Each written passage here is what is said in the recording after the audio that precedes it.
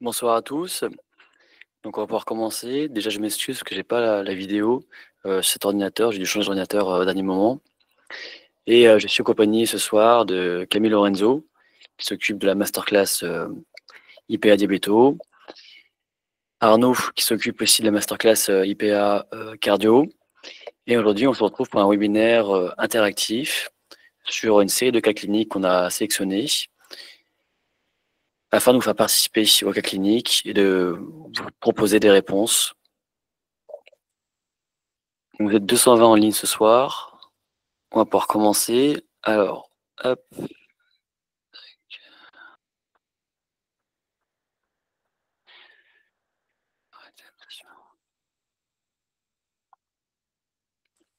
Donc, c'est un webinaire du coup qui s'inscrit dans le cadre d'une collaboration entre le CIPAC, le collectif des infirmiers en pratique avancée de cardiologie, et Orchidea, l'organisme de formation.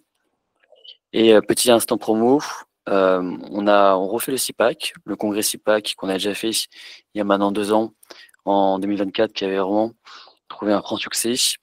On remet ça du coup l'année prochaine, le vendredi 3 avril 2026, avec toute la formule qui a fait le succès du CIPAC 2024. On vous a mis le QR code pour prendre une place si vous voulez. Elles sont seulement à 30 €. Et sinon, vous pouvez directement aller sur le site du CIPAC, c'est cipac.online, pour retrouver une place et le programme qu'on va bientôt éditer. Donc c'est un webinaire du coup qui sera interactif et transversal.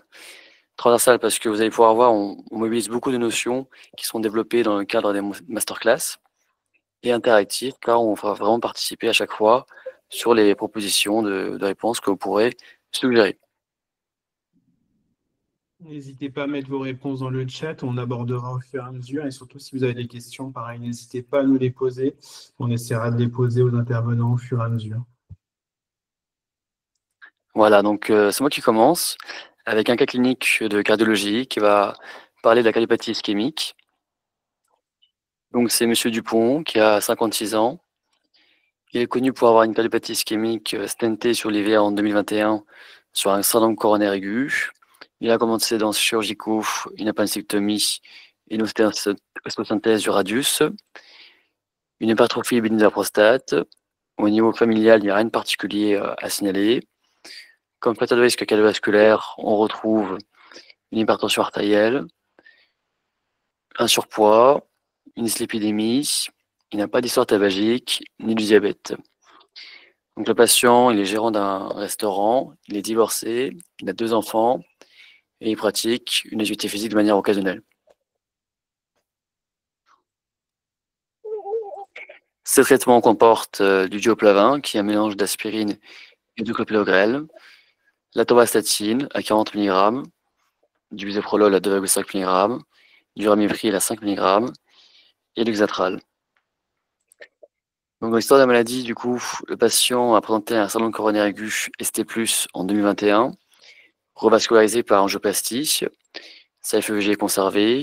Son dernier suivi cardiologique remonte à fin 2022. Depuis, il n'a pas eu de suivi ni d'examen.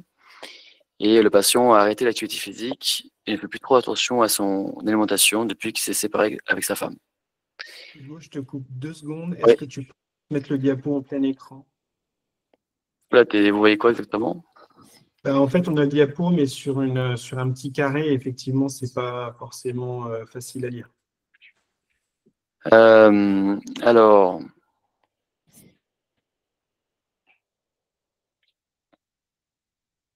santé.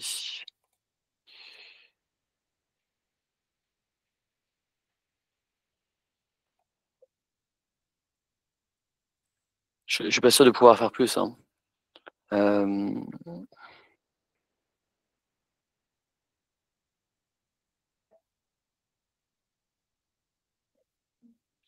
Là, vous voyez en grand écran ou pas?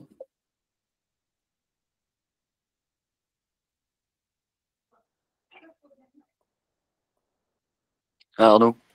Ouais, c'est en plein écran là, il y a des gens qui donnent des bonnes informations. Vous avez accès à mettre en plein écran, vous, sur votre interface Meet. Là, il y a un truc agrandissement d'écran qui permet de voir en plus gros. Ouais, en fait, ouais, c'est à vous d'agrandir apparemment sur interface Meet. Il y a marqué activer le mode de plein écran. N'hésitez pas à cliquer sur l'image, ouais, vous pourrez adapter en fonction de vos besoins. Est-ce que ça reste lisible néanmoins? Quand on agrandit, oui, c'est correct. Ok. On reprend. Donc, les derniers examens du patient en date, on a une échographie cardiaque en 2022 qui était sans particularité, sans valvopathie avec une FEVG conservée, une scintigraphie d'effort qui était maximale en 2022 et sans argument pour une ischémie, et un Holter ECG, pareil, avec un rythme sinusal permanent, sans extrasystole et sans trouble conductif. Du coup, le patient à l'interrogatoire, il rapporte une douleur thoracique sans autres symptômes associés. Donc, la première question pour le chat, c'est quelles questions vous pouvez poser au patient pour décrire au mieux, de façon exhaustive, sa douleur thoracique? Donc, on vous laisse répondre du coup dans le chat.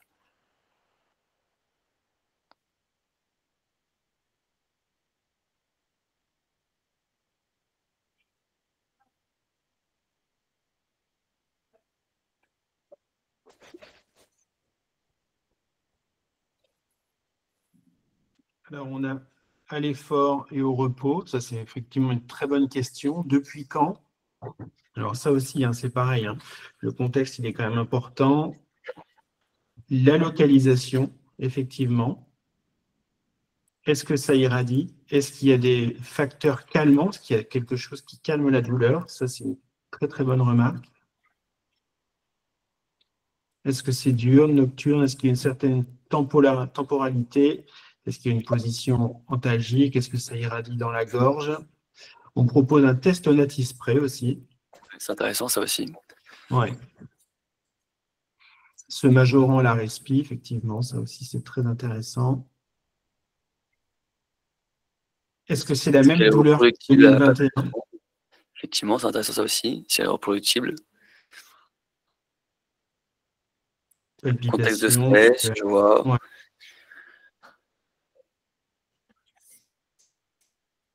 Est-ce que c'est Ok, donc vraiment des réponses intéressantes.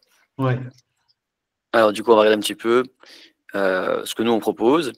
Donc pour évaluer une douleur thoracique, il faut vraiment être exhaustif. Sachant que la douleur thoracique, en cardiologie, c'est vraiment comme la baguette de pain dans une boulangerie, quoi. C'est un des premiers motifs de consultation. Mais on la retrouve aussi à la fois aux urgences et puis en soins primaires. Les causes des douleurs thoraciques peuvent être vraiment multiples. Ça peut être d'abord cardiaque, effectivement, avec ça peut concerner le cœur, les vaisseaux, ça peut être une embolie pulmonaire, ça peut être aussi le péricarde qui est inflammé, une péricardite, ça peut être aussi digestif. On pense par exemple au RGO qui peut mimer une douleur thoracique. Ça peut être musculo-squelettique avec les fameuses douleurs pariétales, qui sont des inflammations des nerfs le long des trajets des côtes.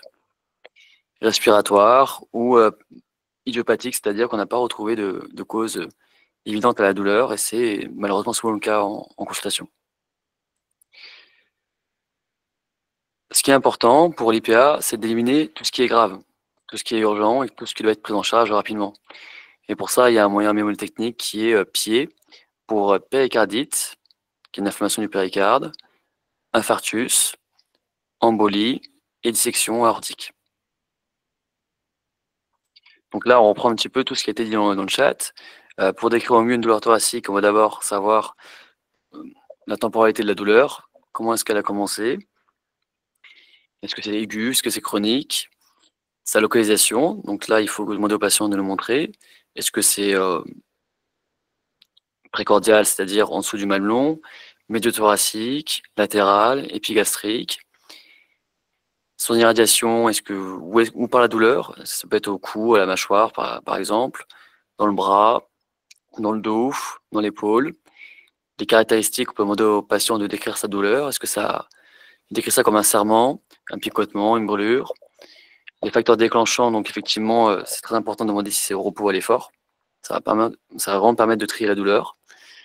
Est-ce que c'est plutôt la nuit? Est-ce que c'est dans les facteurs de stress? Et puis la durée, les douleurs brèves de quelques secondes sont moins inquiétantes que les douleurs qui persistent. Et puis il y a les patients qui peuvent rapporter des douleurs constantes. Donc le but de cette évaluation un petit peu exhaustive, c'est vraiment de pouvoir trier la douleur entre une douleur qui est typique et qui du coup qui fait un peu référence aux différentes douleurs qu'on a juste avant qui s'affairent au pied, péricardite, infarctus, embolie ou section, ou une douleur atypique qui n'a pas d'orientation évidente, et qui peut être plutôt musculo-squelettique, idiopathique, digestive ou autre. Donc, du coup, après un interrogatoire, les patients rapportent une douleur thoracique, médiothoracique, à type de serrement, survenant par intermittence en lien avec l'effort et avec une irradiation dans l'épaule gauche de durée brève, persistante depuis 2 mois. Alors, je ne sais pas si vous entendez. Oui, on entend. Très bien. Alors, on a mis des petites boucles d'auscultation.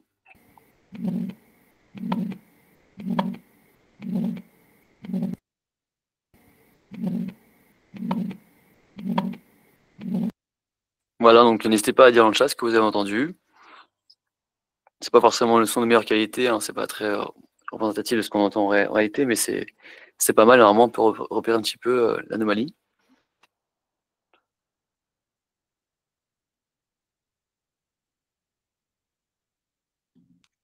On a le souffle systolique qui revient, effectivement.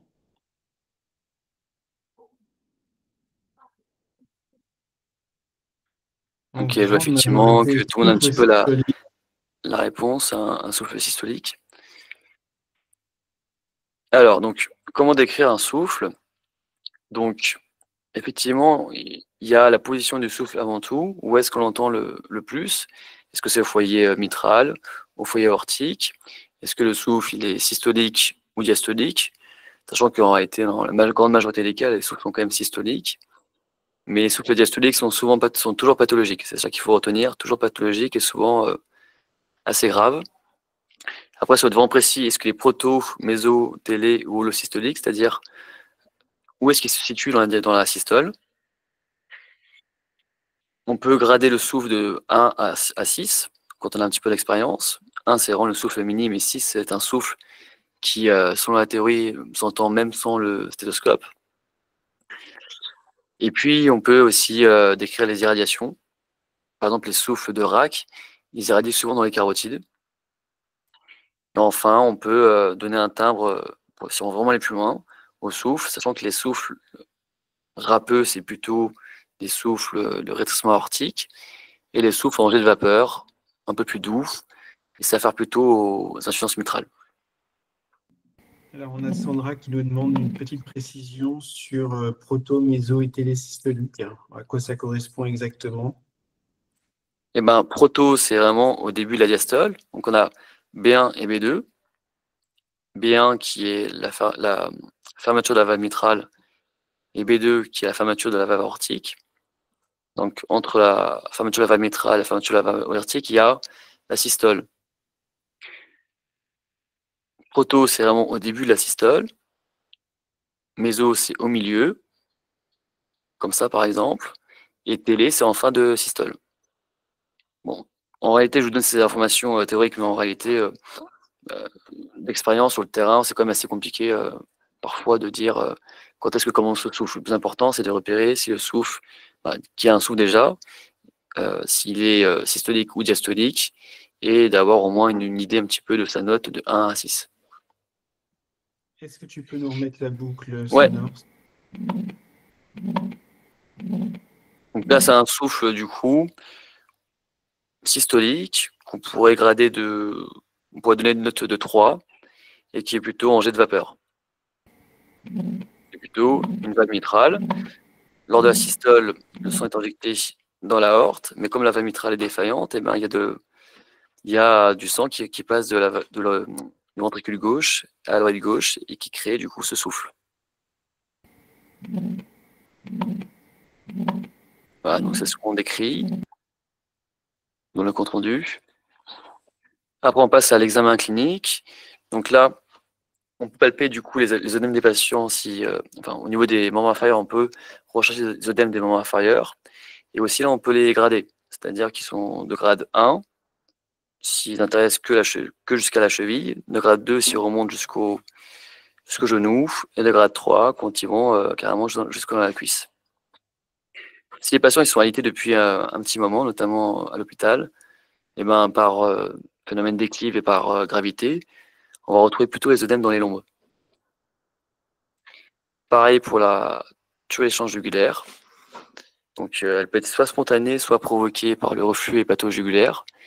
Et là, en fonction du niveau de pression jusqu'où remonte la dilatation de la veine jugulaire dans le cou, on peut estimer aussi la pression droite. Donc là, pour ce patient-là, il n'y a pas de signe d'insuffisance cardiaque. L'examen clinique retrouve une tension artérielle un petit peu élevée en consultation, à 147/88 mm de mercure, avec un pouls normal à 58 BPM. On n'a pas de correspondance de tension artérielle à domicile. Et donc là, je vous ai mis le CG, qui est réalisé par l'UPA et envoyé par expertise au cardiologue. Donc là, j'essaie de le mettre un maximum au grand. Et si vous pouvez du coup me mettre une description dans le chat, on va vous laisser une petite minute. Essayez de le décrire vraiment de manière systématique et d'un seul bloc, avec le rythme, la fréquence, l'espace PR, l'axe, les QRS et la repolarisation.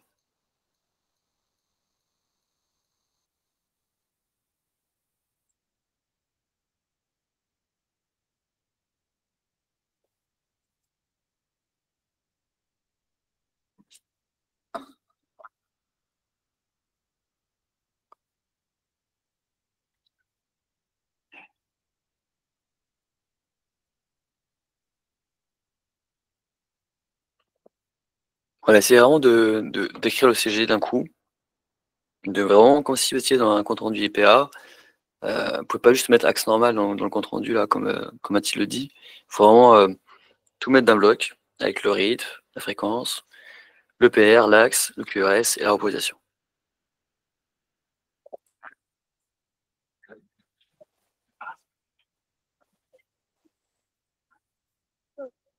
Donc, il y a Céline qui dit rythme sinusal à 50 BPM. PR dans les normes.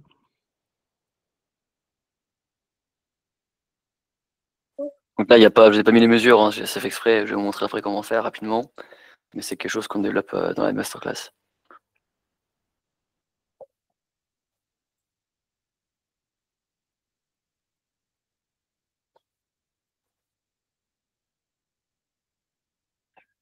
Alors, on a onde T négative en inférieur.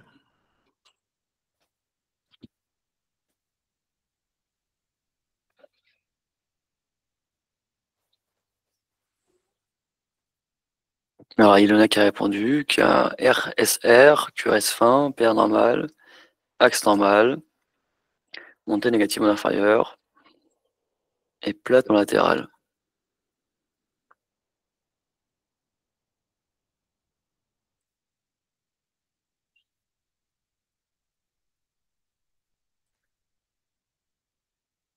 On nous parle aussi d'amplitude des QRS, hein, notamment V3, V4. Ouais, ça m'a pas choqué. HDG.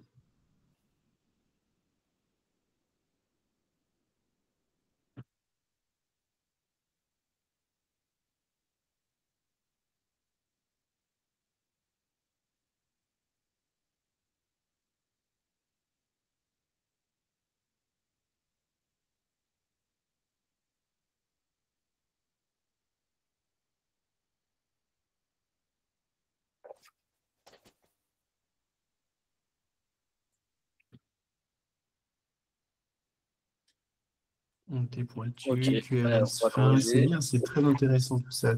Microvolté en périphérique.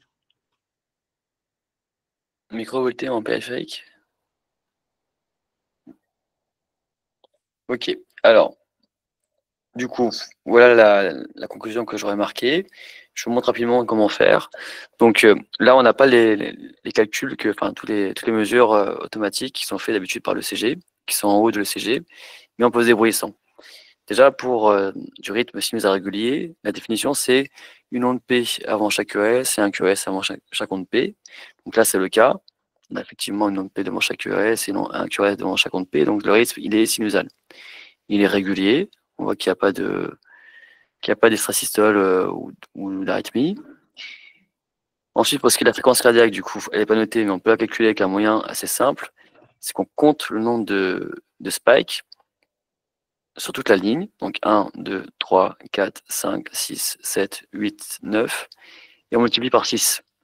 Soit on multiplie par 12 si on fait une demi-page, soit on multiplie par 6 si on fait une page entière. Donc 6 fois 9, ça fait 54. Donc rythme sinusal régulier à 54 BPM. Si on prend le spike d'ici, ça fait 60. J'ai mis 60 parce que j'ai pris le spike qui était ici. Pour ce qui est du PR, est-ce qu'elle peut zoomer? Je sais pas, on va essayer. Est-ce que ça zoome ou pas là? Ouais, ça a l'air de zoomer sur la conférence. Pardon? Nickel, on voit bien là. On voit bien tes QRS. Alors, un petit carreau, c'est 0,4 secondes, soit 40 millisecondes. Donc pour ce qui est du PR, on part du pied de l'onde P jusqu'au pied du QRS. On part d'ici par exemple, 1, 2, 3, 3,5 petits carreaux, et on multiplie par 0,4. Donc j'ai retenu 160 mg, 160 millisecondes à peu près. Ça faisait à peu près 4 petits carreaux. Pour ce qui est de l'axe, s'il est plus positif que négatif en D1 et en D2, il est forcément normal, l'axe, donc axe normal. Après, pour calculer exactement, on prend la dérivation qui est la plus isoélectrique, qui est D3. Elle est forcément à 90 degrés de l'axe réel. Et donc, on sait que D3, il est à 120 degrés. On fait 120 degrés moins 90, ça fait 30 degrés. Les QRS, ils sont fins parce qu'ils font moins de 3 petits carreaux. Si on prend ici 1, 2, ça fait 2 petits carreaux, donc il n'y a pas un élargissement des QRS. Donc les QRS sont fins. Et pour ce qui est de la repolarisation, on recherche effectivement soit des décalages ou des sus-décalages, ce n'est pas le cas ici, ou des ondes T négatives dans des dérivations où il ne devrait pas en avoir. Ici, en D2, D3 et AVF, il y a effectivement des ondes T négatives. Et ce territoire-là, je crois que je l'ai mis derrière, ce territoire-là, ça correspond au territoire inférieur. Donc effectivement, la réponse était des ondes T négatives en inférieur qui peuvent du coup laisser penser qu'il y a de l'ischémie. Ok, on continue.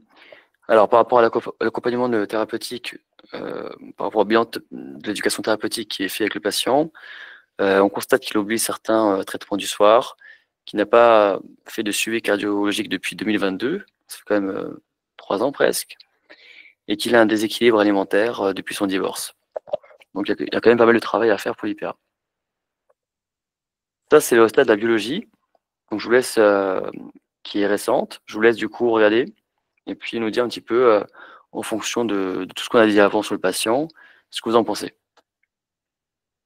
Je vais aussi la décrire, donc hémoglobine à 14 grammes par décilitre, la créate est normale, l'urine sanguin normal, SRP est négative, bilan hépatique normal, la glycémie à 1,29 g par litre, et par rapport au bilan lipidique, on a un LDL 1,23 g par litre et un taux de triglycérides à 1,60 g par litre. Avec une TSH normale, les BNP n'ont pas été dosés. N'hésitez pas à nous dire un petit peu ce que vous en pensez de ce que vous pensez de cette biologie. Juste pour faire un tout petit retour en arrière, on avait Stéphanie qui nous disait on ne parle pas du QT sur ton électro. Oui, elle a raison. Là, on a pu rajouter effectivement, on a pu rajouter le QTC dans l'analyse de l'électrocardiogramme. Mais ça, de manière générale, c'est quand même plus simple avec la mesure automatique pour le coup, parce que il faut le corriger par rapport à la fréquence cardiaque. Donc, dans les réponses par rapport à la biologie, ce qui revient effectivement massivement, c'est le LDL qui n'est pas du tout l'objectif.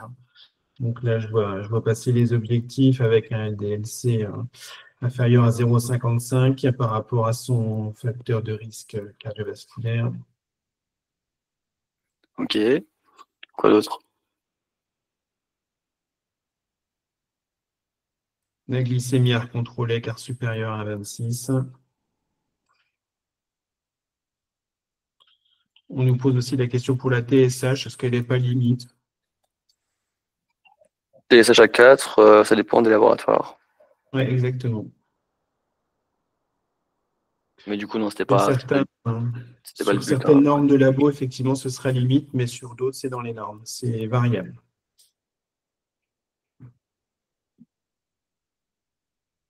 Ok.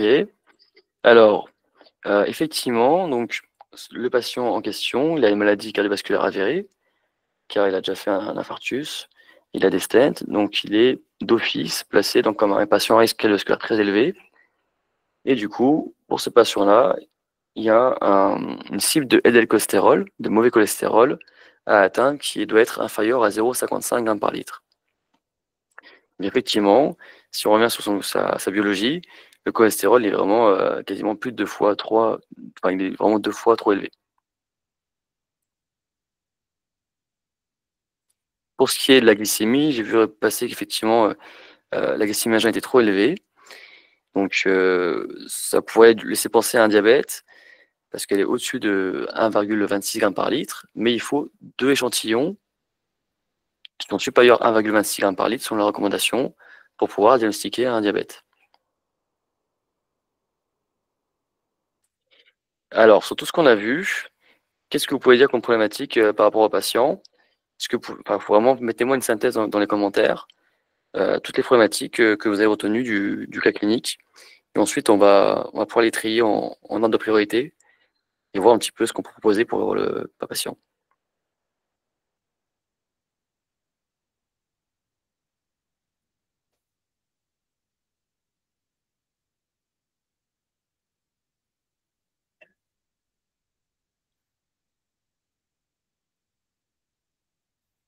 Il y a Mathilde qui dit qu'il faudrait confirmer avec l'HbA1c pour diagnostiquer le diabète.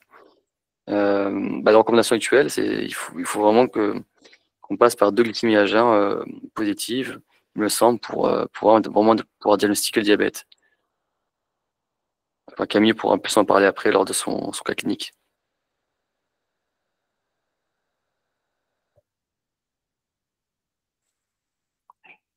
Donc, on a l'observance thérapeutique qui revient très régulièrement.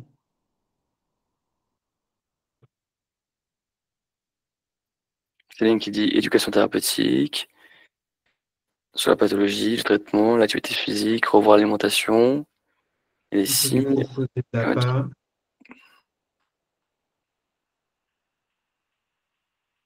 De contrôle, activité physique.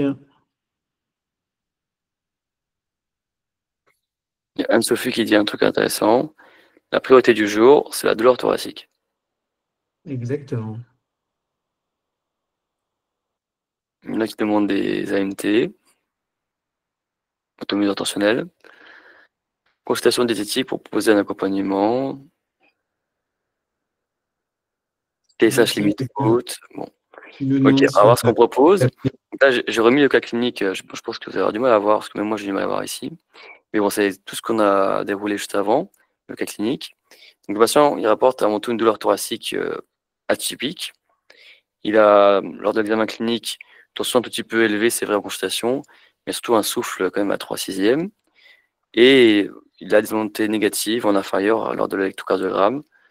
Au niveau métabolique, il n'est pas équilibré, avec une suspicion de diabète et puis un taux de cholestérol qui est trop élevé. Et effectivement, il y a des problèmes d'observance et de comportement alimentaire qu'il faut traiter. Donc, cette problématique du patient, je les ai résumées ici. Il y a aussi également, je ne sais pas si quelqu'un a vu, mais il est toujours sous bithérapie avec du duoplavin alors que ça fait plus de 3 ans qu'il a eu son stent. Donc, normalement, il a dû être switché sous aspirine simple au bout d'un moment. Pareil, il n'a pas eu d'examen récent euh, sur le plan cardiovasculaire, notamment un test ischémique.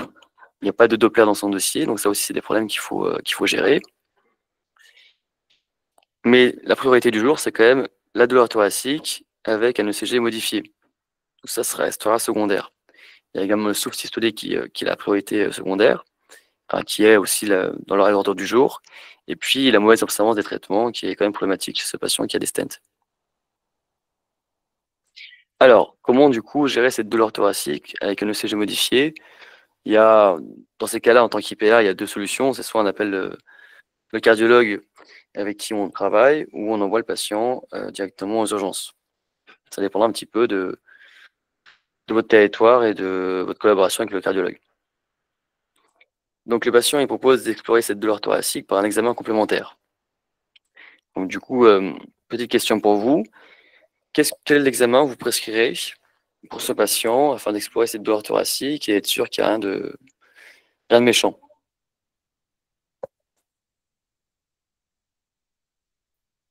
Alors,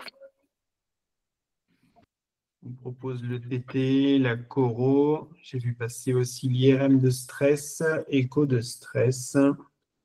il y a de l'échographie, écho d'effort. troponie. C'est ça qui est intéressant, c'est qu'on voit qu'il y a vraiment beaucoup de choses qui remontent, quoi. Il n'y a pas une réponse unanime. Il n'y a pas forcément une réponse fausse, hein, c'est ça aussi qui est intéressant. Épreuve d'effort, examen non invasif pour commencer, si pas de douleur au repos.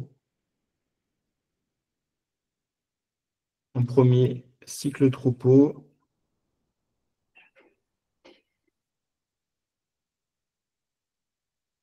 Je pense que, Marine, tu voulais dire l'inverse, examen non invasif pour commencer, si pas de douleur au repos, je pensais plutôt que tu voulais dire à l'effort.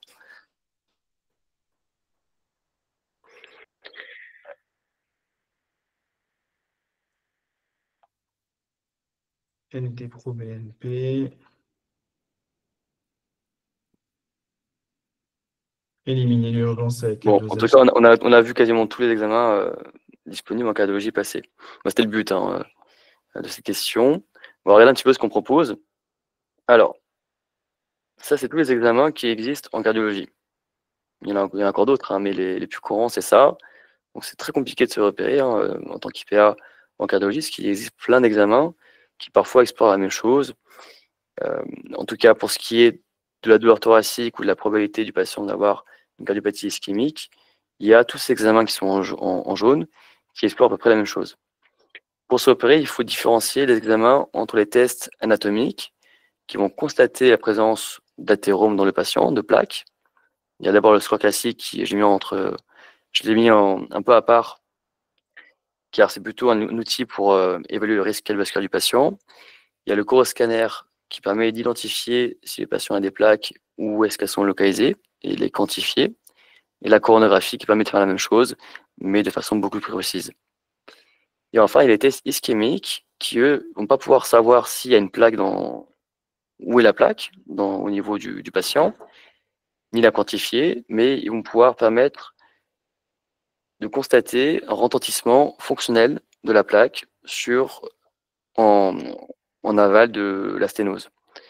Et donc, pour pouvoir mettre un stent chez un patient, il faut d'abord savoir où est la plaque, avec un examen anatomique, mais aussi, maintenant, il faut une preuve d'ischémie, c'est-à-dire qu'il faut une preuve comme quoi le territoire qui est en aval de la plaque souffre. Donc, on retrouve dans les tests ischémiques l'épreuve d'effort. On va voir, c'est un examen un petit peu d'entrée de gamme, qui n'est pas forcément le plus recommandé en 2025. L'échographie d'obutamine et d'effort, et la scintigraphie d'effort, c'est un petit peu la même chose, mais avec une précision beaucoup plus élevée. L'IRM de stress, qui est un petit peu un des meilleurs examens ischémiques. Et puis la FFR, c'est un examen qu'on peut faire pendant la coronographie pour documenter une preuve d'ischémie, si besoin, lorsqu'on trouve une plaque. Alors ça, c'est un peu flou, désolé, mais l'idée de ce tableau, c'est de comprendre que tous les examens en cardiologie ne sont pas parfaits. Ils ont tous une sensibilité, une spécificité qui est différente. Et l'épreuve d'effort, on voit qu'elle est très peu sensible et très peu spécifique. Si on prend 100 patients qui ont un problème cardiaque, il y a seulement 55 patients chez qui on va pouvoir dépister réellement avec l'épreuve d'effort la coronopathie. Et sur 100 résultats positifs d'épreuve d'effort, il n'y en a que 61 qui seront vrais à la coronographie. Donc on se trompe quand même une fois sur deux.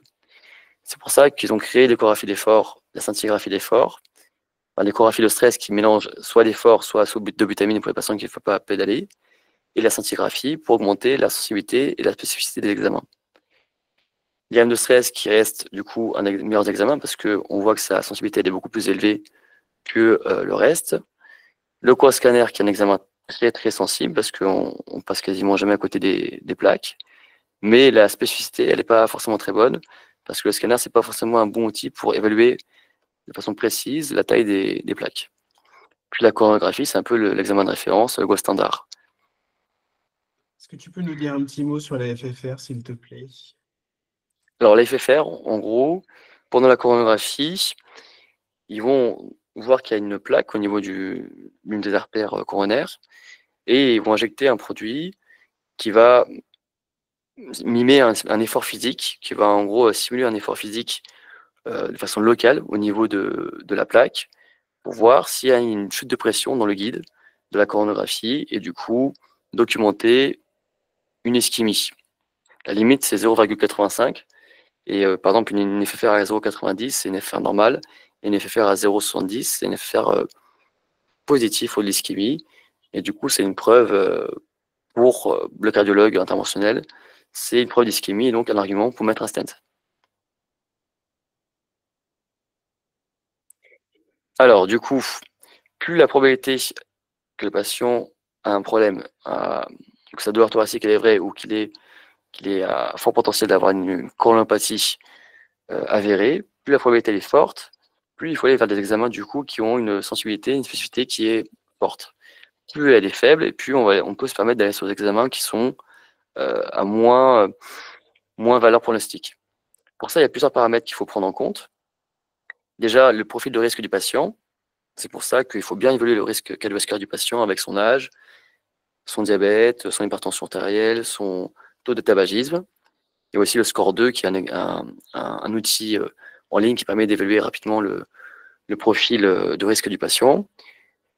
Les symptômes du patient, c'est pour ça qu'on a passé du temps sur la description de la douleur, pour savoir si elle est typique ou atypique. L'examen clinique, notamment l'électrocardiogramme, pour savoir s'il documente une ischémie ou pas. Mais aussi, et là c'est important, le délai des examens. Et ça dépend du territoire où vous exercez. Ça peut être la même chose de demander des examens à Paris ou travaille Arnaud à Auxerre, où clairement, pour avoir un scanner, je pense c'est plus compliqué qu'à Paris.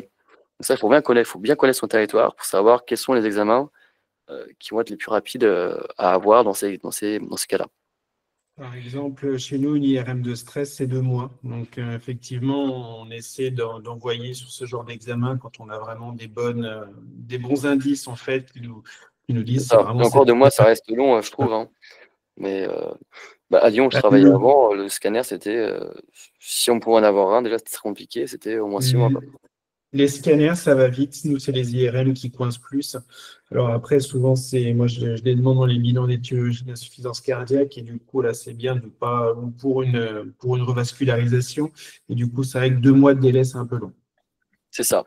Et sachant qu'il faut bien connaître son territoire parce qu'il y a des centres qui font que la scintigraphie et pas d'échographie d'effort, ou d'autres qui font que de l'échographie d'effort et pas de scintigraphie. Et à ce moment-là, ça sert à rien de demander une scintigraphie si le centre qui est vers chez vous, il fait que l'échographie d'effort. Autant demander une échographie d'effort ou de vitamine si le centre il est un peu, soi-disant, expert là-dedans et qui fait que ça, parce que vous aurez une meilleure prise en charge du patient. Également, il faut prendre en compte le patient. S'il a un pacemaker, d'une manière générale, c'est compliqué de le mettre dans l'IRM. S'il est claustrophobe aussi, hein, ça va être compliqué pour l'IRM. Si la bloc de branche gauche, c'est-à-dire un élargissement des QRS, on ne verra rien à l'épreuve d'effort. Si le patient ne peut pas pédaler, ben, ça va demander une échographie d'effort, il faut demander une échographie d'obbutamine, et c'est souvent plus compliqué à organiser. Donc, avec tous ces paramètres-là, eh ben, vous allez pouvoir, vous, le cardiologue, guider le patient sur l'examen qui va être le plus rentable pour lui. Tout ça pour dire que c'est vous qui connaissez le patient, parce qu'il est en face de vous, et c'est vous qui connaissez votre territoire et votre réseau pour guider le patient sur les différents examens. Donc là, pour revenir, pour conclure un petit peu sur ce cas, le cardiologue a programmé une coronographie qui a été réalisée du coup rapidement parce que la probabilité était forte, et une lésion significative sur la coronaire droite a été retrouvée de façon anatomique. Du coup, ils ont fait une FFR qui est une preuve d'ischémie, et ils ont pu poser le stent du coup en même temps. On a demandé également aux patients de faire un peu de devoir avec une échographie cardiaque à réaliser, des automesures et une nouvelle prise de sang une fois que la coronographie était réalisée. Le patient il revient nous voir avec les résultats des examens. Je te laisse décrire l'échographie, du coup, c'était la spécialité, Arnaud. Donc là, on a compte rendu d'échographie typique, donc où on va déjà avoir une description morphologique, notamment des cavités, notamment du VG, parce que c'est la cavité qui nous intéresse presque le plus en cardiologie. Donc VG non dilaté, donc la forme est normale. L'AG non hypertrophié, pareil, les parois ne sont pas épaissies, ça c'est pareil, c'est quelque chose qui est important de savoir. Est-ce que le cœur, est-ce que le ventricule est dilaté, est-ce que les parois sont épaissies, ça c'est quelque chose qu'il va falloir préciser. La fameuse fraction d'éjection, hein, donc conservée, 60%, le SBP c'est pour Simpson-Diplan. Pas de trouble de la cinétique, ça se contracte normalement partout. OG, oreillette gauche un peu dilatée, on retrouve effectivement une IM centrale grade 2. Hein. Pas de valvulopathie aortique, donc là vraiment pour le coup, quand on a ces deux éléments-là, on sait maintenant que le souffle, il est lié à l'IM. Voilà. C'est ce qui nous permet un petit peu de faire un peu le prix, parce que quand on a un souffle systolique comme ça, la question qu'on peut se poser, c'est est-ce que c'est plutôt une atteinte de la valve aortique ou est-ce que c'est plutôt une atteinte de la valve mitrale? Et ça, du coup, l'échographie, elle va pouvoir y répondre. Donc, pas de valvulopathie mitro-aortique, débit conservé, ventricule droit non dilaté, normokinétique. Pas d'élévation des pressions de remplissage, pression artérielle pulmonaire systolique 23 plus 3, soit 26 mm de mercure, ce qui est normal, hein, c'est des pressions au niveau des artères pulmonaires. Et puis donc une VCI, une veine cave inférieure qui est fine et compliante. On dit aussi, parfois on peut trouver le terme respirante, puisque quand le patient prend une grande inspiration, cette veine cave, elle va venir se collaber. Et si elle ne se collabe pas, c'est signe que les pressions sont un petit peu élevées, qu'il y a une surcharge volémique. On décrit le péricarde, on n'oublie pas, voilà. Et puis, un petit mot aussi sur l'aorte ascendante qu'on va étudier en début de procédure. Ok, merci. Et du coup, par rapport au tableau, qu'est-ce que tu peux en dire? Du coup, là, on a un petit tableau de synthèse en fait, qui reprend les différents grades d'insuffisance mitrale et surtout quelle surveillance y appliquer. Donc, une petite IM grade 1, voilà, c'est pas embêtant, j'ai même envie de dire, c'est pas si rare que ça. Moi, j'en ai une, voilà, donc c'est quelque chose que vous pouvez être amené à retrouver assez régulièrement. Il n'y a pas de suivi particulier à mettre en place. On peut renouveler l'échographie ou on peut éventuellement demander des examens complémentaires si on a des nouveaux signes cliniques qui peuvent être évocateurs. Sinon, il n'y a pas de nécessité de recontrôler. Quand on a une IM grade 2, on va chercher à connaître le mécanisme. Est-ce que c'est un problème de valve directement ou est-ce que c'est un autre problème au niveau du cœur? Est-ce que c'est une IM secondaire? Donc, quand c'est un problème de valve organique, voilà, tous les 1 an, 2 ans, on va refaire l'échographie et puis s'il y a un doute, on peut demander un test d'effort. Quand c'est fonctionnel, c'est un petit peu plus embêtant, ça veut dire qu'il y a une autre pathologie cardiaque sous-jacente et c'est amené à se détériorer plus vite. Donc là, le suivi va être un peu plus régulier, surtout si on a des signes d'insuffisance cardiaque, on va ramener le délai à tous les 6-12 mois. Et vraiment, on va le faire en fonction des pathologies sous-jacentes et vraiment en fonction de la clinique du patient. Et enfin, sur les 2 derniers grades, donc grade 3 et 4, là, il va falloir programmer un suivi plus régulier, que ce soit primaire ou secondaire, c'est-à-dire organique ou fonctionnel. Voilà, avec une échographie à répéter tous les 6-12 mois. Et surtout, à chaque fois, on va aller chercher, on va aller surveiller, mesurer les critères chirurgicaux. Parce que dans les valvulopathies comme ça, en fait, le timing est très important. On ne le fait pas trop tôt parce que c'est pas forcément plus intéressant, mais il ne faut pas non plus le faire trop tard parce qu'après, il y a des répercussions sur le cœur qui sont importantes. Pour avoir de l'insuffisance cardiaque qui se met en place, des valvulopathies, enfin, voilà, un anneau qui se dilate et qui va ensuite gêner une éventuelle plastie mitrale. Donc vraiment, voilà, ça par exemple, il faut le faire très régulièrement. Ok, merci. Donc ce patient, du coup, il a une insuffisance mitrale de grade 2. Donc voilà, donc c'est un suivi tous les 2 ans, ça suffit largement, généralement, pour ce genre de patient. Mais toi, pour dire que j'aurais souvent des grades 1, ça veut dire IM minime. Beaucoup de patients qui viennent nous voir, qui me disent, on m'a dit que j'avais une IM minime, et qui en font tout un plat, alors qu'en vrai, c'est vraiment très commun, hein. C'est quasiment un patient sur 2, et c'est vraiment bénin. Alors juste, on nous demande sur le chat comment faire la différence entre l'IM primaire et secondaire, donc l'IM organique ou fonctionnel. En fait, vraiment, l'IM primaire, l'insuffisance, alors ça peut être aussi une atteinte de la valve aortique, hein, c'est le mécanisme, en fait, il est pareil pour les différentes valves. Quand c'est primaire, c'est vraiment une atteinte de la valve. C'est-à-dire que là, c'est vraiment une maladie de la valve, purement de la valve. Voilà, typiquement, ça peut être un problème de coaptation, ça peut être l'anneau mitral, par exemple, qui va se dilater et qui va gêner la bonne coaptation. Ça peut être une atteinte rhumatismale qui va venir gêner à la fois l'ouverture, la fermeture. Ça peut aussi être un processus mécanique, une perforation, ça c'est plutôt pour les IT, mais perforation d'un feuillet valvulaire ou alors une endocardite qui va venir faire un trou dans le feuillet. Donc vraiment, ça c'est une atteinte purement de la valve.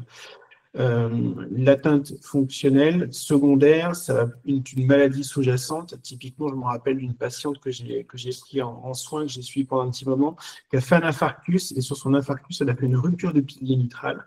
Et du coup, elle s'est retrouvée avec une IM massive et avec la nécessité d'implanter, de lui mettre une valve mécanique. Donc, elle s'est retrouvée voilà, consécutivement à cet infarctus à devoir faire de la chirurgie et à devoir aller remplacer la valve mitrale. Donc, vraiment, l'atteinte fonctionnelle, c'est une atteinte, pas de la valve, c'est une autre pathologie qui provoque le problème de valve. C'est ça. En gros, pour résumer, une insuffisance mitrale organique, c'est en gros les portes qui sont endommagées, donc il y a des trous dans les portes, et une insuffisance mitrale fonctionnelle, c'est-à-dire qu'elle est secondaire, généralement un élargissement des deux portes battantes, c'est-à-dire que c'est comme si on tirait sur deux portes battantes des deux côtés et qu'elles s'étiraient, du coup il y a un jour entre les deux. Mais généralement c'est lié très souvent aussi dans l'insuffisance cardiaque à la dilatation des cavités, soit de l'oreille gauche, soit du ventricule gauche, qui étire comme ça les valves et qui laisse passer le sang au milieu. Alors, du coup, le patient revient avec ses devoirs et son automesure tensionnelle réalisée sur 3 jours, qu'il a bien fait. Donc, elle retrouve une moyenne tensionnelle à 132/83 mm de mercure. On reprend les recommandations sur les seuils d'hypertension artérielle. Donc, on est bon parce que en automesure tensionnelle, il faut que la tension artérielle soit inférieure à 135/85 mm de mercure. Donc, la tension artérielle est contrôlée. Est-ce que tu peux zoomer un tout petit peu, s'il te plaît? Sur quoi? Sur le PowerPoint en général, c'est vrai que c'est petit à l'écran. Ouais, top. Bon, ok. Et puis, il revient avec une nouvelle biologie. Donc, je vous laisse commenter rapidement la biologie. On a une hémoglobine à 14 grammes par décilitre, une créate, une fonction rénale et puis un ionogramme sanguin normal, bilan hépatique normal, une glycémie à jeun qui est à 1,32 grammes par litre cette fois-ci, avec une HbA1c à 7,2% et un LDL-cholestérol à 1,34 grammes par litre, avec des triglycérides augmentés aussi à 1,90 grammes par litre. Les BNP sont négatifs. Donc on nous dit c'est pas mieux, diabète confirmé, C'est pas mieux, c'est sûr, ouais. dyslipidémie, effectivement avec un cholestérol qui n'est pas dans les objectifs, triglycérides toujours trop élevés. Ok. Bon, j'ai avancé. Alors, donc effectivement, le cholestérol, comme on l'a vu tout à l'heure, il est encore bien au-dessus des valeurs cibles. Donc, les traitements, du coup, on les modifie. On retrouve le dioplavin. Vu qu'il a eu un stent, et ben, du coup, on a conservé le dioplavin. Il a un nouveau stent récent sur la corne à droite. La torvastatine, du coup, on est passé de 40 à 80 mg, avec bien sûr une intensification des règles inodiététiques. Donc, pourquoi on a majoré le traitement? Parce que la cible de cholestérol n'est pas atteinte. Le patient a une prévention secondaire avec une cible à 0,55 g par litre. Il tolère bien son traitement actuel et il n'y a pas de contre-indication à augmenter la dose. Bien entendu, quand on augmente les doses comme ça, il faut bien surveiller la fonction hépatique, voire musculaire, dans 6 à 8 semaines après l'augmentation. On reprend du coup le tableau de synthèse de l'HAS pour le diagnostic du diabète. On a 2 échantillons de glycémie qui sont supérieurs à 1,26 g par litre. Donc on peut confirmer un diabète de type 2. Voilà, donc pour ce cas clinique. Et du coup, je vais laisser la parole à Camille, qui est IPA diabéto, et qui va prendre la suite avec un autre patient. C'est pas le même.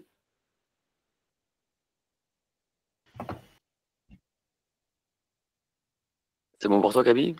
Ouais. Et tu prends un temps de questions ou tu fais ça après? Ah oui, excusez-moi, ouais. Est-ce que vous avez des questions par rapport au cas clinique d'avant? J'ai vu qu'on parlait de troponine à un moment donné, en ville. Alors, la troponine en ville, effectivement, ça m'arrive souvent de la doser en ville quand on a doute ou pour trancher une décision. Mais c'est pas forcément l'idéal parce que ça veut tout et rien dire. C'est-à-dire que c'est un peu foireux comme examen. Si elle est positive, si elle est très positive, bon, bah, on a le diagnostic. Mais si c'est un tout petit peu positif, on est emmerdé.